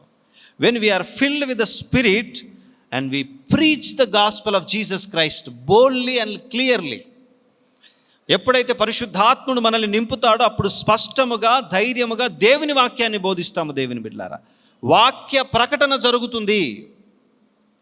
కానీ పరిశుద్ధాత్మ నింపుదలకు నేడు అర్థాలు పూర్తిగా మారిపోయాయి. మనకు అనేక రకాలైనటువంటి అనుభవాలను తీసుకొని వచ్చారు కళ్ళ ముందు. అది జరుగుతుంది కదండి, టీవీలో ఇట్లా కనబడుతుంది కదండి, పలానా స్టేజ్ మీద ఇట్లా జరిగింది కదండి, మా కళ్ళ ముందు చూసాం కదండి అంటారు. దేవుని బిడ్డలారా, దయచేసి వాక్యమును ఎరిగి మనం మాట్లాడితే మంచిది. వాక్యమునకు వెలుపల ఏం జరుగుతుందో మనం కామెంట్ చేయవలసిన అవసరం లేదు. అది వారికి ఆ దేవునికి మధ్య ఉన్నటువంటి ఆ యొక్క సంబంధం మనకు తెలియదు, ఆయన చూసుకుంటాడు. God will take care of them. పరిశుద్ధాత్మ నింపుదల వేరే ఉంటుంది. నేను గతంలో మీకు చాలా వివరంగా పరిశుద్ధాత్ముడు వచ్చినప్పుడు ఏం జరుగుతుంది, ఆయన ఎలాంటి కార్యాలు చేస్తాడో నేను మీకు వివరించాను. ఇక్కడ ధైర్యంగా పేతురు గారు మాట్లాడుతున్నారు. పేతురు గారు మాట్లాడుతూ యేసయ్యను వారికి పరిచయం చేయటానికి ఈ విధంగా నోరు తెరుస్తున్నాడు. దేవుని బిడ్డలారా, 13వ వచనం చదువుదాం. అబ్రహాము, ఇస్సాకు, యాకోబు అనువారి దేవుడు వారి దేవుడు అనగా అబ్రహాము దేవుడు, ఇస్సాకు దేవుడు, యాకోబు అనువారి యొక్క దేవుడు అంటే ఎవరి దేవుడు కాదు, మన పితరుల దేవుడే. హల్లెలూయా. అంటే పేతురు గారు ఆయన వారిని సంబోధించి తర్వాత ఎక్కడ తీసుకొస్తున్నాడు? మనము అనేటువంటి ఒక భాష ఉపయోగిస్తుంటున్నాడు. మన దేవుడు ఏం చేశాడు? అబ్రహాము, ఇస్సాకు, యాకోబుల అనువారి దేవుడు అనగా మన పితరుల దేవుడు. అబ్రహాము, ఇస్సాకు, యాకోబులు ఎవరు? మన పితరులు. అబ్రహాము కుమారుడు ఇస్సాకు, ఇస్సాకు కుమారుడు యాకోబు, యాకోబు పిల్లలే ఇశ్రాయేలీయులు. వీళ్ళంతా ఇశ్రాయేలీయులు కదా. మన పితరుల దేవుడు అని చెప్పి మొదలు పెడుతున్నాడు. ఏమంటున్నాడు? మన యొక్క పితరుల దేవుడు తన సేవకుడైన యేసును మహిమపరిచి ఉన్నాడు. మీరు ఆయనను అప్పగించితిరి. పిలాతు ఆయనను విడుదల చేయుటకు నిశ్చయించినప్పుడు మీరు అతని ఎదుట ఆయనను నిరాకరించితిరి. మన పితరుల దేవుడు తన సేవకుని పంపాడు. యేసుక్రీస్తు ప్రభుని గురించి చాలా చక్కని పదాలు ఇక్కడ పేతురు గారు మాట్లాడుతున్నాడు. మొదటిగా ఏమన్నాడంటే 13వ వచనంలో దేవుడు తన సేవకుడైన యేసును అన్నాడు. 14వ వచనంలో మీరు పరిశుద్ధుడను అన్న, అంటే యేసయ్య పరిశుద్ధుడు. తర్వాత నీతిమంతుడునైన ఆయనను నిరాకరించితిరి అన్నాడు. ఆ తర్వాత నరహంతకుడైన మనుష్యుని మీకు అనుగ్రహింపుమని అడిగితిరి. తర్వాత యేసయ్యను గురించి మాట్లాడుతూ ఏమన్నాడు? మీరు జీవాధిపతిని చంపితిరి. యేసుక్రీస్తు దేవుని సేవకుడు, పరిశుద్ధుడు, నీతిమంతుడు, జీవాధిపతి. యేసుక్రీస్తుని గురించి పేతురు గారు ఏమని చెప్తున్నాడు ఇక్కడ? ఆ ప్రజలకు వివరిస్తున్నాడు, యూదులందరికీ. ఏమన్నాడు? దేవుని సేవకుడు, పరిశుద్ధుడు, నీతిమంతుడు, జీవాధిపతి. 4 విషయాలు చెప్పాడు ఇక్కడ. యేసయ్యను గురించి చాలా సువివరంగా వారికి తెలియచెప్పే ప్రయత్నం చేస్తున్నాడు. చెబుతూ ఒక మాట అంటున్నాడు, పిలాతు యేసయ్యను విడిపించే ప్రయత్నం చేశాడు, కానీ మీరు ఎవరిని కోరుకున్నారు? నరహంతకుడైన మనుష్యుని కోరుకున్నారు. ఎవరు నరహంతకుడు? బరబ్బాను విడుదల చేయి, యేసును సిలువ వేయని కేకలు వేశారు. ఆ విషయాన్ని జ్ఞాపకం చేస్తున్నాడు. ఆయన ఎవరు అనుకుంటున్నారు మీరు? మన పితరుల దేవుడైన ఆ దేవుడు పంపిన తన సేవకుడు, ఆ దేవుడు పంపిన పరిశుద్ధుడు, ఆ దేవుడు పంపిన నీతిమంతుడు. ఇంకా స్పష్టంగా చెప్పాలంటే సమస్త జీవులకు ఆయనే అధిపతి. సమస్త జీవరాశికి ఆయనే ప్రాణం పోసినటువంటి వాడు. జీవాధిపతి. అందుకే యోహాను సువార్తలో 1వ అధ్యాయంలో మనం మొదటి కొన్ని వచనాలు చూస్తే తర్వాత చదువుకోండి మీరు. ఏమంటాడు? ఆది యందు వాక్యం ఉండెను, వాక్యము దేవుని యొద్ద ఉండెను, ఆ వాక్యమే దేవుడై ఉండెను అనుకుంటూ కిందికి వచ్చి ఏమంటాడంటే, కలిగి ఉన్నది ఏదియో ఆయన లేకుండా కలగలేదు. అన్నిటిని కలగచేసిన జీవాధిపతి యేసయ్య. చూడండి ఎంత చక్కగా యూదులను యేసయ్య దగ్గరికి తీసుకుని వెళ్తున్నాడో పేతురు గారు. How wonderful it is. ఎంత ఆశ్చర్యము దేవుని సంగమా. కాబట్టి వారి అనుమానాలను నివృత్తి చేస్తూ యేసుక్రీస్తు నామము దగ్గరికి వారిని తీసుకుని వెళ్తుంటున్నాడు. మరి అక్కడ మీరు చంపితిరి ఎలా తెలుస్తుందండి? వాళ్ళే చంపారని వాళ్ళకి ఎలా తెలుస్తుంది? అప్పటికి ఫ్రెష్ మూమెంట్ వాళ్ళ మధ్య. యేసుక్రీస్తు ప్రభు పునరుత్థానుడైన తర్వాత ఎమ్మాయి మార్గంలో పోతున్నాడు, మీకు తెలుసు కదా. ఎమ్మాయి మార్గంలో పోతుంటే 2 శిష్యులు ఆయనతో మాట్లాడుతున్నారు. ఆయన వాళ్ళతో కూడా మాట్లాడుతున్నాడు. ఏం మాట్లాడుకుంటున్నారు మీరు అని అంటుంటాడు. అప్పుడు ఆ శిష్యులు ఏమంటారు యేసయ్యతో? నీకొక్కనికి తెలియదా ఈ విషయం? ఏ విషయం? నజరేయుడైన యేసును సిలువకు వేసిన విషయం నీకొక్కనికే తెలియదా అని అంటాడు. అంటే యేసుక్రీస్తు సిలువ మరణము అప్పుడు అక్కడ ఉన్న వారందరికీ, దేశ ప్రజలందరికీ కూడా తెలిసినటువంటి అంశం. అందరికీ తెలిసినటువంటి అంశము దేవుని బిడ్డలారా. కాబట్టి ఇక్కడ ఈ పేతురు గారు ఆ యూదులతో తన ప్రసంగంలో ఆ వారి అనుమానాలను నివృత్తి చేస్తూ దేవుడు పంపిన దేవుని సేవకుడైన యేసు, దేవుడు పంపిన పరిశుద్ధుడైన యేసు, దేవుడు పంపిన నీతిమంతుడైన యేసు, దేవుడు పంపిన జీవాధిపతి అయిన యేసును మీరే చంపేశారు. ఆ యేసు నామమున ఈ స్వస్థత జరిగింది. గట్టిగా చప్పట్లు కూడా దేవుని మహింపరచండి. గట్టిగా కొట్టండి ఒకసారి. హల్లెలూయా, ప్రైజ్ ది లార్డ్. యేసు నామమును ఇక్కడ వారికి పరిచయం చేస్తున్నాడు మరలా. ఆ యేసు నామమున ఈ కార్యం జరిగింది. నా శక్తి, యోహాను శక్తి, మా యొక్క భక్తి ఈ కార్యాన్ని చేయలేదు. హల్లెలూయా, గట్టిగా చెప్పండి ఒకసారి. నేను ప్రార్థన చేసినప్పుడు ఏం జరిగింది చెప్పు అంటాడు ఒక ఆయన మైక్ చేతికిచ్చి. పాపం వీళ్ళంతా కూడా ఏం చేస్తారు, అలవాటు పడినటువంటి అనుభవాలు కదా. అయ్య దగ్గరికి వచ్చాను, అవ్వ దగ్గరికి వచ్చాను, అన్న దగ్గరికి వచ్చాను, అక్క దగ్గరికి వచ్చాను, అన్న చెప్పాడు, అక్క చెప్పింది, ఇవే దేవుని బిడ్డలారా. చాలా బాధేస్తుంది లోకంలో జరుగుతున్న కొన్ని సన్నివేశాలు ఇప్పటికి చూస్తూ ఉంటాయి. కుంటి భిక్షకుని లేపింది మా భక్తి కాదు, మా శక్తి కాదు. మళ్ళీ చదువుతారా 12వ వచనం, మా సొంత శక్తి చేతనైనను భక్తి చేతనైనను వీడు నడవలేదు. మా సొంత శక్తి కాదు, భక్తి కాదు. దేవుని బిడ్డలారా, చాలా జాగ్రత్తగా ఉండాలి మనం వాక్యం దగ్గరికి వచ్చినప్పుడు. ఇవన్నీ తెలియకయో ఏమో తెలియదు కానీ చాలామంది విచిత్రంగా ప్రవర్తిస్తూ ఉంటారు. We do not judge them. మనం వారికి తీర్పు తీర్చం, కానీ మనం జాగ్రత్త పడదాం. ఎవరైనా మనకు ప్రార్థన సహాయం కోరారనుకోండి, ప్రార్థన చేయటమే భాగ్యం అండి మనకు. హల్లెలూయా. ఇప్పుడు మీ అవసరాలు, లేకపోతే నా అవసరం కొరకు మిమ్మల్ని ప్రార్థన చేయమన్నాను, మీరు ప్రార్థన చేస్తున్నారు. లేకపోతే మీ అవసరం కొరకు నేను ప్రార్థన చేస్తున్నాను. నేను ఎవరి దగ్గరికి వెళ్ళి ప్రార్థన చేస్తున్నాను? దేవుని దగ్గరికి వెళ్ళి ప్రార్థన చేస్తాను. దేవునితో మాట్లాడటం, మీ కారణంగా దేవునితో నేను మాట్లాడగలగడం నా భాగ్యం, నా అదృష్టం. అది అర్థమవుతుందండి? నేను మీ కొరకు ప్రార్థన చేయడం మీ భాగ్యం కాదు, మీరే నా భాగ్యం అసలు. హల్లెలూయా. అర్థమైందండి? సేవకులు దేవునికి ప్రార్థన చేయటం విశ్వాసుల భాగ్యం కాదు. విశ్వాసుల కొరకు దేవుని ప్రార్థన చేయగలిగే అవకాశం రావటం సేవకుల భాగ్యము. దేవుని బిడ్డలారా, జీవాధిపతిని వేడుకునే, ఆయనతో మాట్లాడే అవకాశం కలిగింది మరొక్కసారి. అబ్బాయి ఎంత అదృష్టం! ఈ కారణంగానైనా నేను దేవుని దగ్గరికి పోగలుగుతున్నా.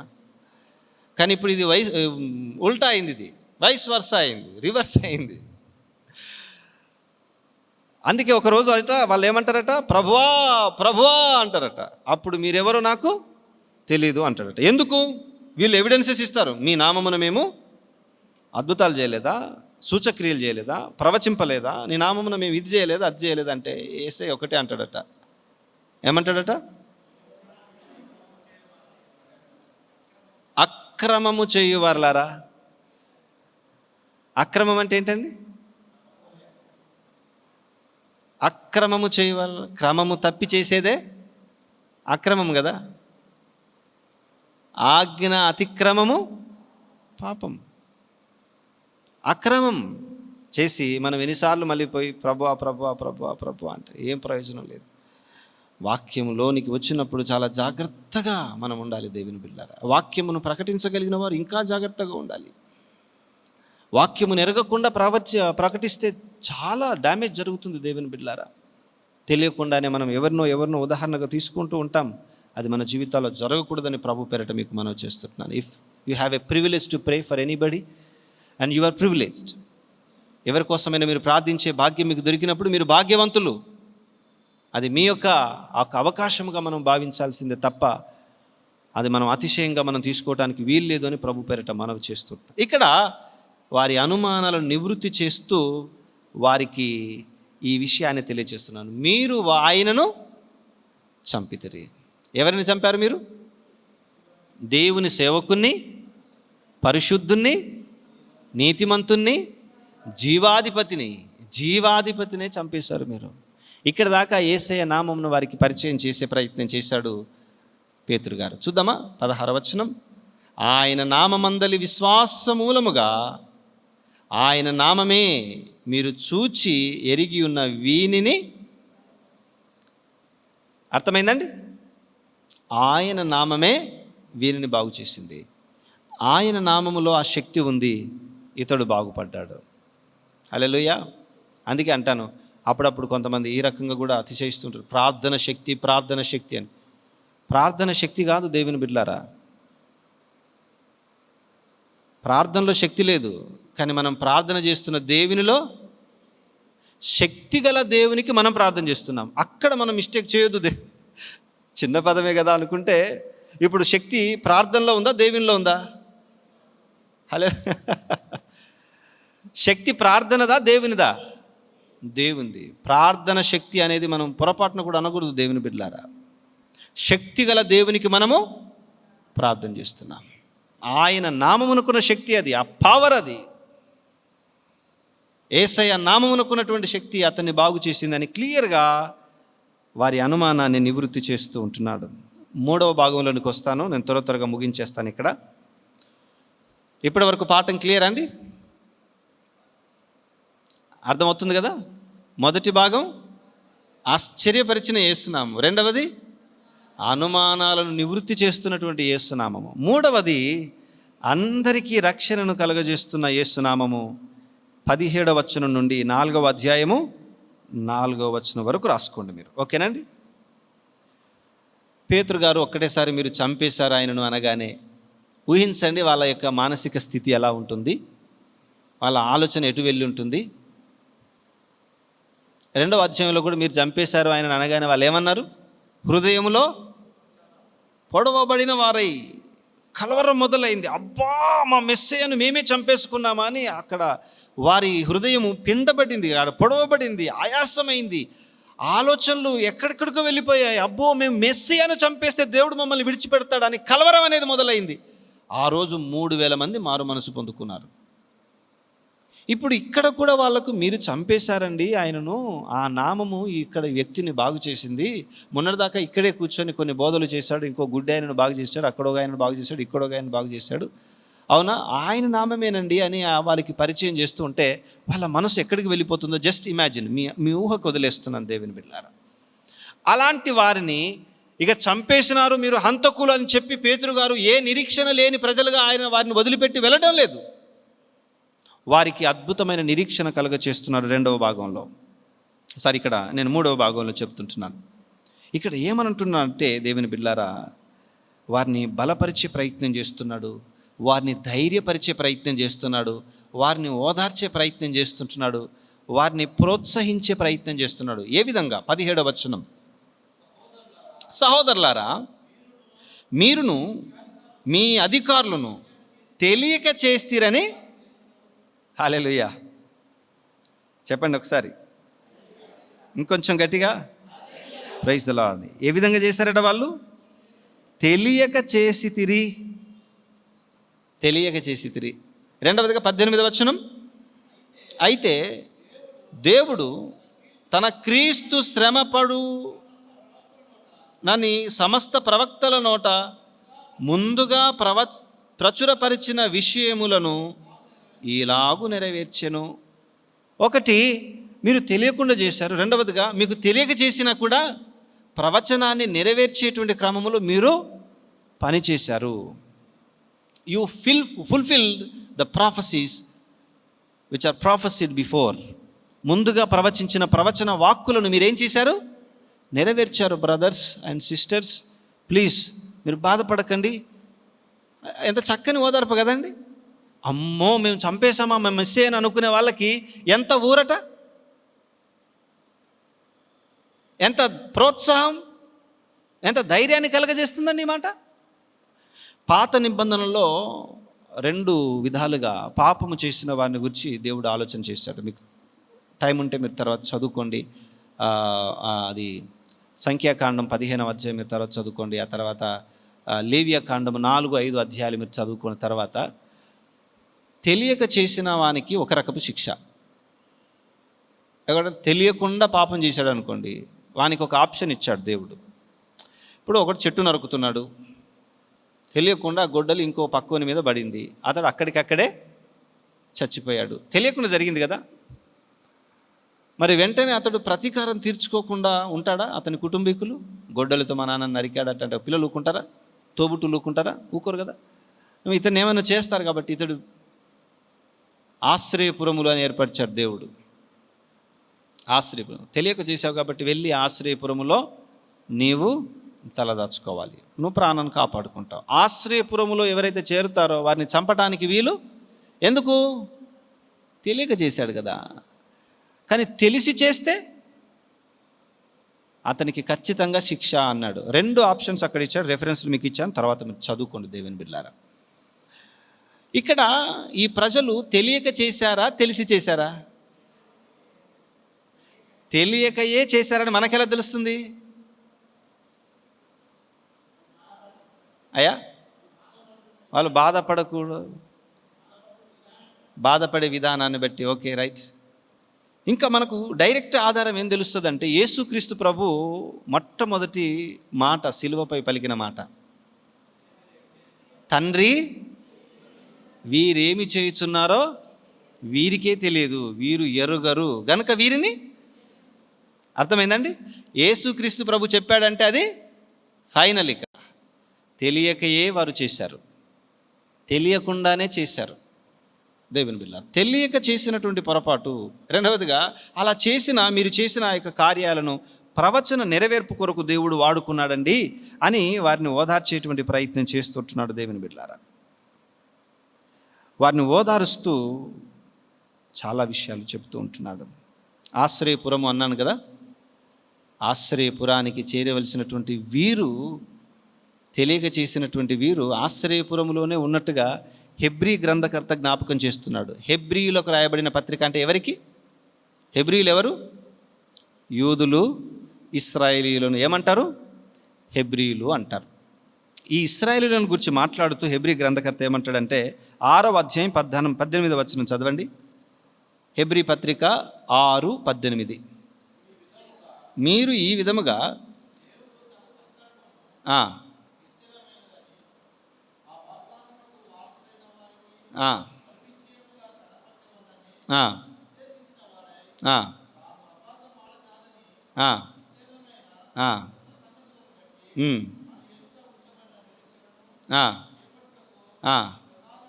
శరణాగతులమైన మనకు బలమైన ధైర్యము కలుగునట్లు. చాలండి. ఇక్కడ ఏమంటున్నాడు హెబ్రీలతో మాట్లాడుతూ?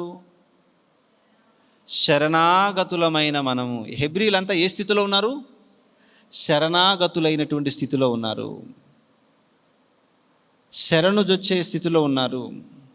శరణాగతులు దేవుని బిడ్డలారా వాళ్ళంతా. అప్పటికీ ఆ విషయాన్ని వారికి జ్ఞాపకం చేస్తూ ఉంటున్నాడు.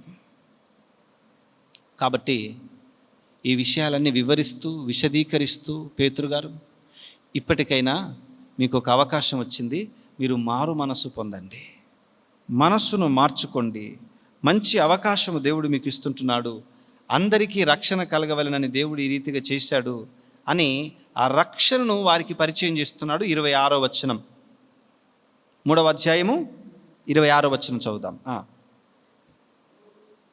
దేవుడు తన సేవకుని పుట్టించి మీలో ప్రతి వాని దుష్టత్వం నుండి మళ్లించటం వలన మిమ్మును ఆశీర్వదించుటకు ఆయనను మొదట మీ యొద్దకు పంపెను. ఏంటట?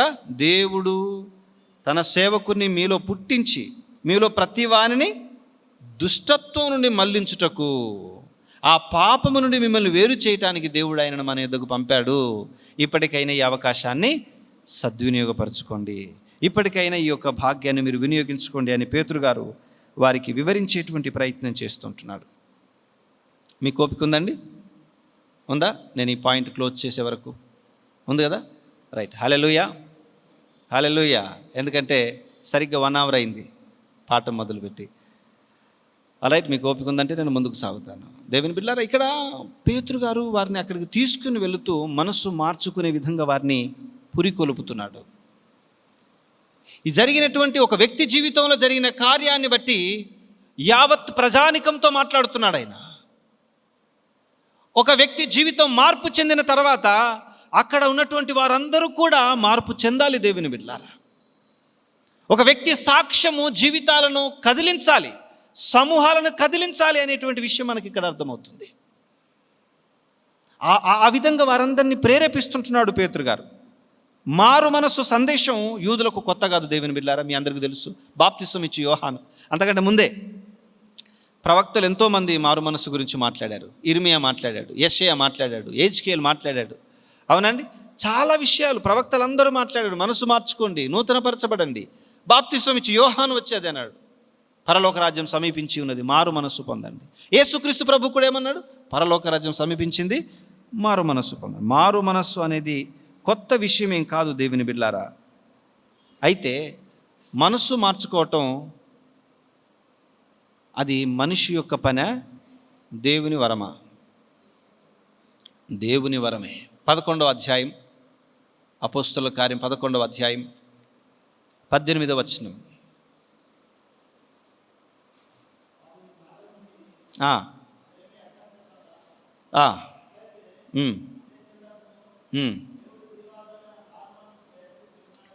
అన్యజనులకు కూడా దేవుడు జీవార్థమైన మారు మనసు దయచేసి ఉన్నాడని చెప్పుకొనుచు, జీవార్థమైన మారు మనసు ఎవరు కలగజేశారట? దేవుడు కలగజేశాడు. హల్లెలూయా. మనస్సు ఎలా మారింది?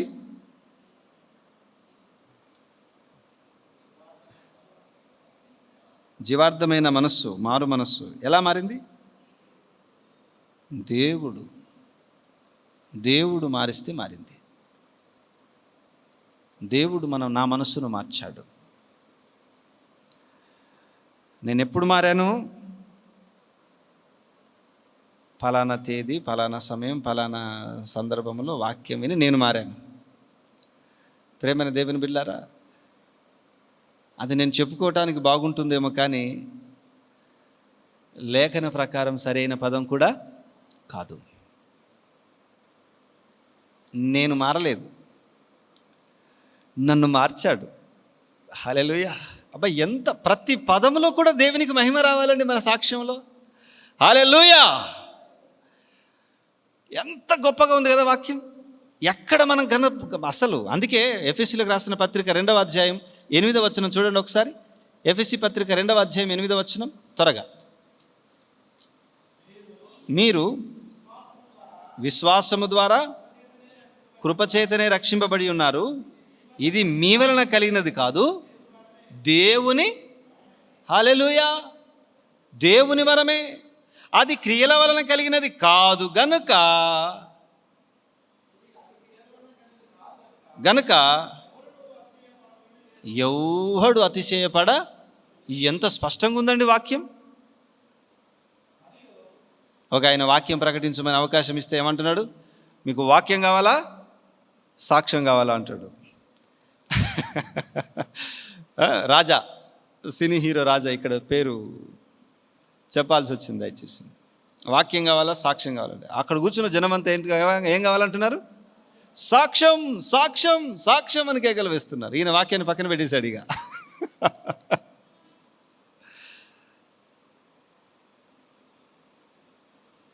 ఆయన వరమది, ఆయన నన్ను ఏదో కాపాడుకున్నాడు అంతే, అది కాదు ముఖ్యం. ఇప్పుడు దేవుడు ఎలాంటి వాడు తెలుసా అండి అని దేవుని గురించి చెప్తే అక్కడ మారు మనసు కలుగుతుంది. దేవుని బిడ్డారా,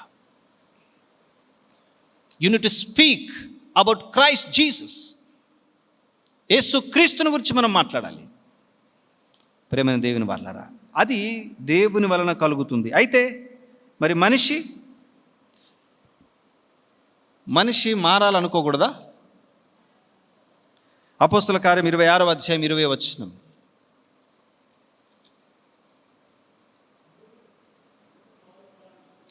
మొదట దమస్కులోని వారికి యెరూషలేములోను యూదయ దేశమందంతటను తరువాత అన్యజనులకును వారు మారు మనస్సు పొంది దేవుని తట్టు తిరిగి మారు మనస్సుకు తగిన క్రియలు చేయవలెనని ప్రకటించుచుండిరి. హల్లెలూయా. 2 వాక్యాలు ఉన్నాయి ఏంటండి? అక్కడేమో దేవుడే దయచేస్తున్నాడు అని ఉంది, ఇక్కడేమో వారు మారు మనస్సు పొంది అని ఉంది. నేనేమంటానంటే, దేవుడు మన మనస్సును మార్చటానికి ఆత్మచేత ప్రేరేపిస్తుంటున్నప్పుడు సమ్మతిని తెలియచేయాలి దేవుని బిడ్డలారా. హల్లెలూయా. దేవునికి అనుమతి ఇవ్వాలి. మన ఆంతర్యములో ఒక కార్యమును జరిగించటానికి దేవుడు ప్రయత్నం చేస్తూ ఉంటాడు. అలా జరుగుతూ ఉండగా మనం దేవునికి సమ్మతిని తెలియచేయాలి. ఎస్ లార్డ్, మనలో కొన్ని మార్పులు తీసుకొని రావడానికి దేవుడు ఇష్టపడుతుంటాడు. Yes lord అనగలగాలి. అలా చేయటానికి ఆయనను అనుమతించాలి. అంతేనండి. మనం మారు మనస్సు పొందే బాధ్యత కూడా కలిగి ఉన్నాం. ఈ 2 విషయాల్లో మార్పు అనే దాన్ని ఇక్కడ పేతురు గారు వారికి తెలియచేస్తూ ఉంటున్నారు దేవుని బిడ్డలు. అయితే మారు మనస్సు మనల్ని రక్షిస్తుందా? విశ్వాసము మనల్ని రక్షిస్తుందా? టెక్నికల్గా ఇక్కడ ఒక ఆలోచన. హల్లెలూయా. విశ్వాసము రక్షిస్తుందా? మారు మనస్సా? రక్షణకు గల పునాది ఏది వేస్తుంది? అపోస్తుల కార్యం 20వ అధ్యాయం, నేను మీకు క్లియర్గా చెప్పేస్తాను, అక్కడే ఉంది కాబట్టి. అపోస్తుల కార్యం 20వ అధ్యాయం 21వ వచనం.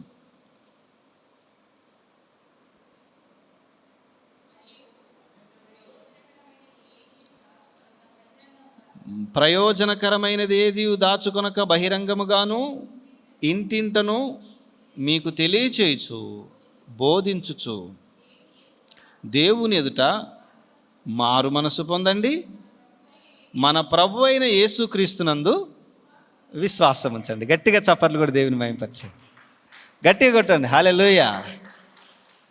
మనస్సు మార్చుకొని ఇక ఇటు వెళ్ళను అనుకున్న తర్వాత ఇటు వెళ్ళాలంటే యేసు నామమును నమ్ముకోవాలి.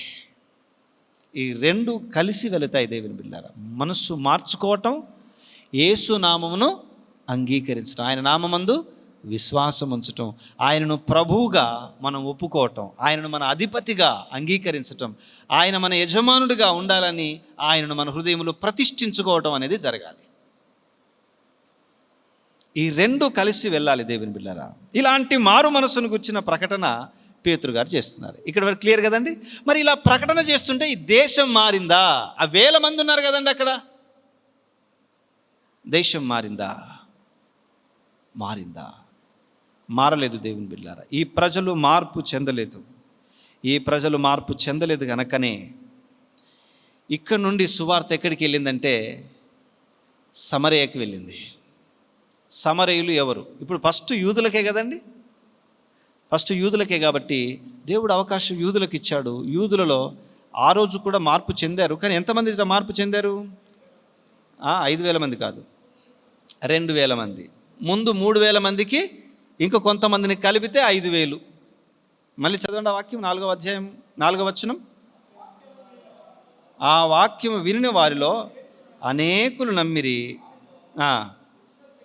పురుషుల సంఖ్య ఇంచుమించు 5,000 ఆయన. మొత్తం అందరూ నమ్మిన వారి సంఖ్య అని ఇక్కడ ఒక విశ్లేషణ దేవుని బిడ్డలారా. ఒకవేళ కాదు, ఇక్కడ 5,000 నమ్ముకున్నారు అని అనుకుందాం. మొత్తం 8,000 మంది. దేశంలో ఉన్న వాళ్ళంతా 8,000 మందేనా? దేశం ఇంకా మారటం లేదు దేవుని బిడ్డలారా. కాబట్టి యూదుల దగ్గర నుండి తర్వాత ఎక్కడికి వెళ్ళింది సువార్త? సమరయుల దగ్గరికి వెళ్ళింది. అందుకే యేసుక్రీస్తు ప్రభు చెప్పాడు అపోస్తుల కార్యం 1:8, మీరు పరిశుద్ధాత్మ శక్తి పొందుదురు, అప్పుడు మీరు నాకు సాక్షులయ్యుదురు. ఎక్కడెక్కడ? యెరూషలేములోను, యూదయలోను, సమరయలోను, ఆ తర్వాత భూదిగంతముల వరకు. ముందుగా యూదుల దగ్గరికి వచ్చింది సువార్త యెరూషలేములో. అక్కడ అందరూ మారలేదు. ఆ తర్వాత ఎక్కడికి వెళ్ళింది సువార్త? సమరయ. ఈ సమరయులు ఎవరు? యూదులలో ఒక తెగ.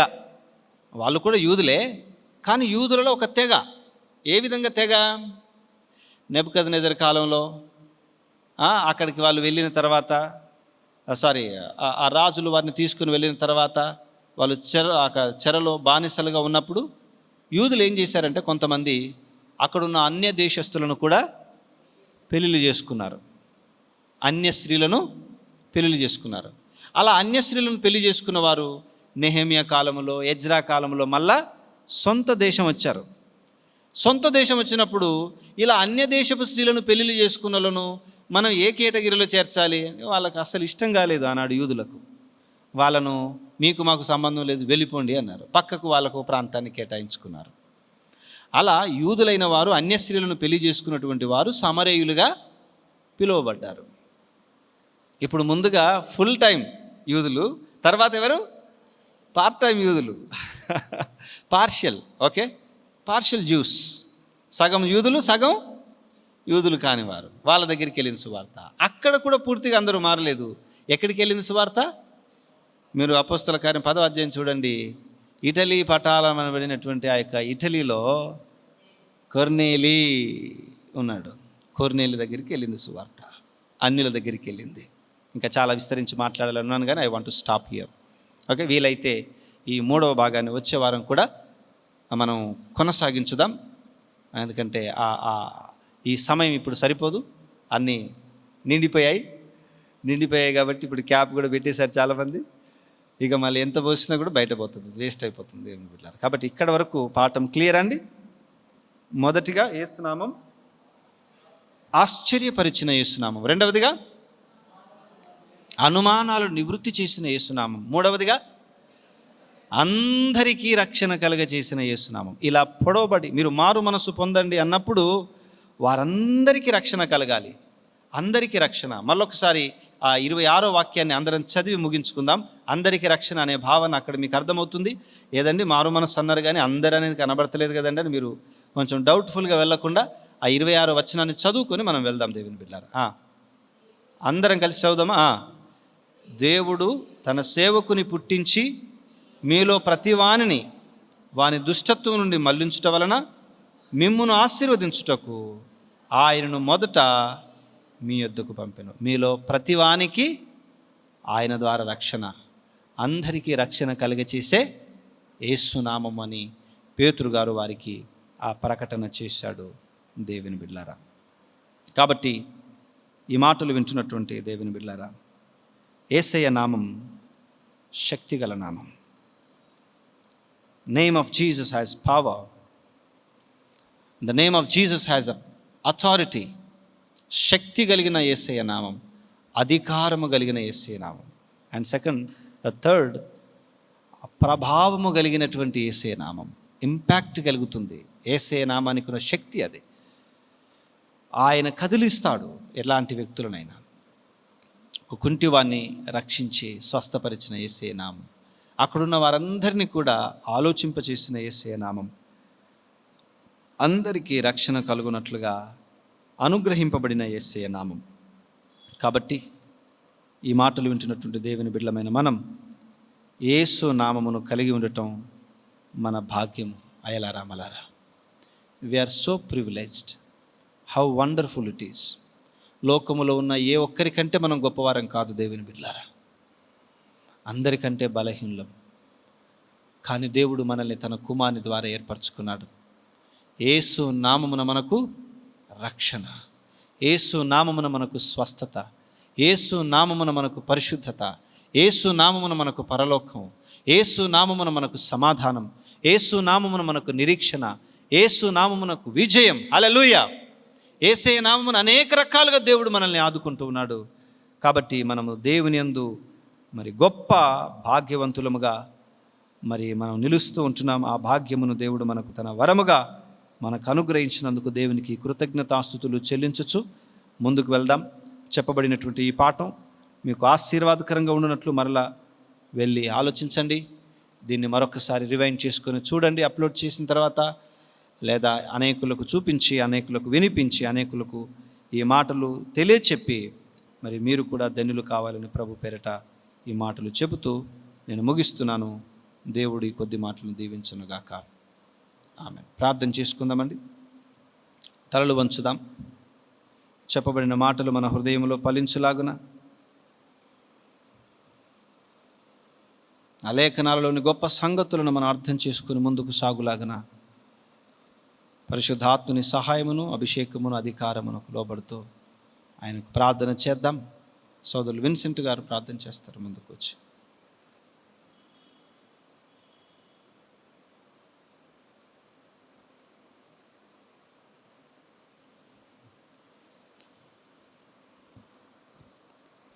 ప్రార్థన చేసుకుందాం. మా స్తుతులకు పాత్రువైన మా ప్రియపరులకు తండ్రి యేసయ్యా, నీ మా గర్భాదనం స్తోత్రం నాయన. పరమ నుంచి ప్రభా భూమికి ప్రభా నువ్వు శరీరధారివై వచ్చి ప్రభా రక్షణను ప్రభా మాకు అనుగ్రహించిన విధానం బట్టి నీకు వదనాలు తండ్రి. అవును ప్రభా, ఈరోజు ఇక్కడ ఈ కాజుపేట అనే ప్రాంతంలో ప్రభా మేము ఈ చర్చిలో ఉండి నీ నామాన్ని ప్రభా మహిమపరిచే విధంగా ప్రభా మేము ఈ కూడికలో ప్రభా ఉండి ప్రభా నీ దాసం ద్వారా ప్రభా విశిష్టమైనటువంటి ప్రభా నీ వాక్యాన్ని ప్రభా మేము వినగలుగుటకు ప్రభా మీ కృప చూపించినందుకు వందనాలు తండ్రి. అవును ప్రభా, యూదయ సమరయ బూదిగంధముల వరకు ప్రభా నీ నామము ప్రచురింపబడింది. నీ నామకు మించిన నామం ప్రభా ఈ లోకంలో లేదు ప్రభా. అందుబట్టి నీకు వందనాలు తండ్రి. ప్రభా ప్రాణం పెట్టినంతగా ప్రభా నువ్వు మమ్మల్ని ప్రేమించినందుకు నీకు వందనాలు ప్రభా. నీ యొక్క వాక్యంలోని ప్రభా అర్థాలని ప్రభా నీ యొక్క దాసునికి ప్రభా మీరు దయచేసి జ్ఞానంతో నింపి ప్రభా వాటిని ప్రభా మాకు అనుకరిస్తున్న విధానం బట్టి నీకు వందనాలు తండ్రి. ఈ సమయాన్ని ప్రభా మాకు దీవెనకరంగా చేసావు ప్రభా, ఆశీర్వాదకరంగా చేసావు, నీకు వందనాలు తండ్రి. ఆశతో వచ్చిన ప్రతి హృదయాన్ని ప్రభా మీరు మీ యొక్క వాక్యంతో నింపినందుకు నీకు వందనాలు ప్రభా. గొప్ప సంగతులు ప్రభా మాకు ఇచ్చిన నిరీక్షణ ప్రభా నీ యొక్క ప్రభా నీ నామంలో ఉన్నటువంటి గొప్పని ప్రభా నీ నామంలో ఉన్నటువంటి చిన్న రక్షణ ప్రభా బలాన్ని ప్రభా ఇవన్నీ ప్రభా మేము తెలుసుకుంటా ప్రభా కృప చూపించినందుకు వందనాలు తండ్రి. నీ యొక్క ప్రభా నీ కార్యాలు ప్రభా గొప్పవి తండ్రి. ప్రభా ఈ లోకంలో ప్రభా నువ్వు వచ్చిన ఉద్దేశం ప్రభా అవును ప్రభా ఈ రోజుకి ప్రభా అది నెరవేరుతూనే ఉంది తండ్రి. అవును ప్రభా సైతానుడు ఎన్ని విధాలుగా ప్రభా ఆటంకం కలిగిస్తున్నా కానీ ప్రభా నీ మాటలు ప్రభా ఖడ్గము వలె ప్రభా హృదయాల్లోకి చొచ్చుకొని వెళ్తున్న ఈ యొక్క గొప్ప విషయాన్ని బట్టి నీకు వందనాలు స్తోత్రం చెల్లిస్తాం తండ్రి. అవును ప్రభా ఎంతోమంది నిర్లక్ష్యం చేస్తున్నా కానీ విశ్వాసులను ప్రభా దినదినము బలపరుస్తున్నందుకు నీకు వందనాలు తండ్రి. ఈ చిన్న మంద ప్రభా నువ్వు దీవిస్తున్నందుకు నీకు వందనాలు తండ్రి. మా మధ్య ఉన్నందుకు వందనాలు ప్రభా, మాతో మాట్లాడినందుకు వందనాలు తండ్రి.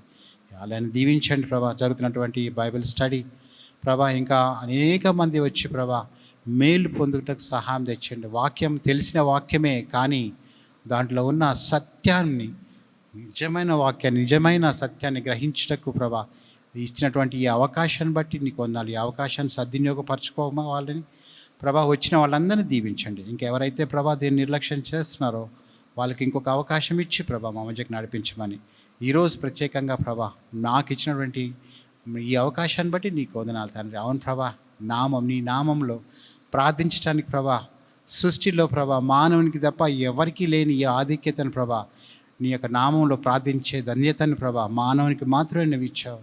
1,000 కోటి దూతలకి ప్రభా కేరుబులు ఎవరికి లేని ప్రభా యాదక్యతను ప్రార్థించడానికి మాకు ఇచ్చినందుకు నీకు వందనాలు. ఈ తరుణంలో ప్రభా మమ్మల్ని నువ్వు జ్ఞాపకం చేసుకున్నందుకు ఈ సమయాన్ని ప్రభా మరి మాకు ప్రభా దీవెనకరంగాను ఆశీర్వాదకరంగా చేసినందుకు మరోసారి వందనా స్తోత్రం చెల్లిస్తూ మీరు అక్కడ ఆలస్యమైతే తిరిగి వచ్చే బైబిల్ స్టడీలో కూడా పాల్పొందుకొని ఇంకా అనేకమైన సంగతులు తెలుసుకోవటమే కాదు కానీ వాటిని ప్రభా ఇతరులతో పంచుకొని కుటుంబాలతో పంచుకొని స్నేహితులతోటి ప్రభా ఇతరులతో పంచుకొని ప్రభా నీ వాక్యం ప్రభా ఎంత చక్కగా పొందుపరచబడిందో ఎంత జ్ఞానపూర్వకంగా ప్రభా నీ పరిశుద్ధాత్మ శక్తి ద్వారా ప్రభా పరిశుద్ధాత్మ శక్తితోటి ప్రభా పొందుకున్న వారే దీన్ని రాశారో ప్రభా అవన్నీ సంగతులు మేము గ్రహించటకు మాకు ఇచ్చినటువంటి మంచి పాస్టర్ని బట్టి నీకు వందనాలు. ఈ ప్లేస్ని బట్టి ఆ మందిరాన్ని బట్టి నీకు వందనా స్తోత్రం చెల్లిస్తూ మరొకసారి ప్రభా నీ యొక్క వాక్యంలో ఉన్నటువంటి అర్థాలన్నింటిని ప్రభా మాకు వివరించినందుకు వందనా స్తోత్రం చెల్లిస్తూ మరొకసారి నీ రాకడ ఆలస్యమైతే తిరిగి వచ్చే బైబిల్ స్టడీలో కూడా కూనుకుంటకు సహాయం తెచ్చామని మా ప్రార్థన విన్నందుకు మేము అడిగినన్నిటి మాకు ఇచ్చినందుకు వందనా స్తోత్రం చెల్లిస్తూ ఈ మనలో నా ప్రియ రక్షకుడు యేసయ్య నామమున అడిగి పెట్టుకుంటున్నాను తండ్రి. ఆమేన్.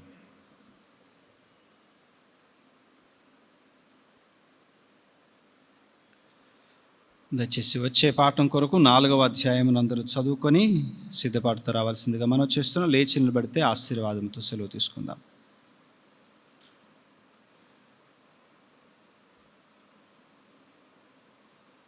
ఇప్పుడు మన పరమ తండ్రి అయిన దేవుని ప్రేమ, మన రక్షకుడైన యేసుక్రీస్తు వారి కృప, పరిశుద్ధాత్మ దేవుని దివ్య సన్నిధానము, యేసుక్రీస్తు నామమునకు సమస్త ఘనతను ఆపాదిస్తూ మన విశ్వాసయాత్రను కొనసాగించుటకు ఆయన నామములోని శక్తిని లోకములో ప్రకటించుటకు సంఘమునకు సర్వలోక పరిశుద్ధులకు సదాకాలము తోడయుండునుగాక. ఆమేన్. వందనాలు. అందరికి వందనాలండి. అమ్మ వందనాలు. Praise the lord.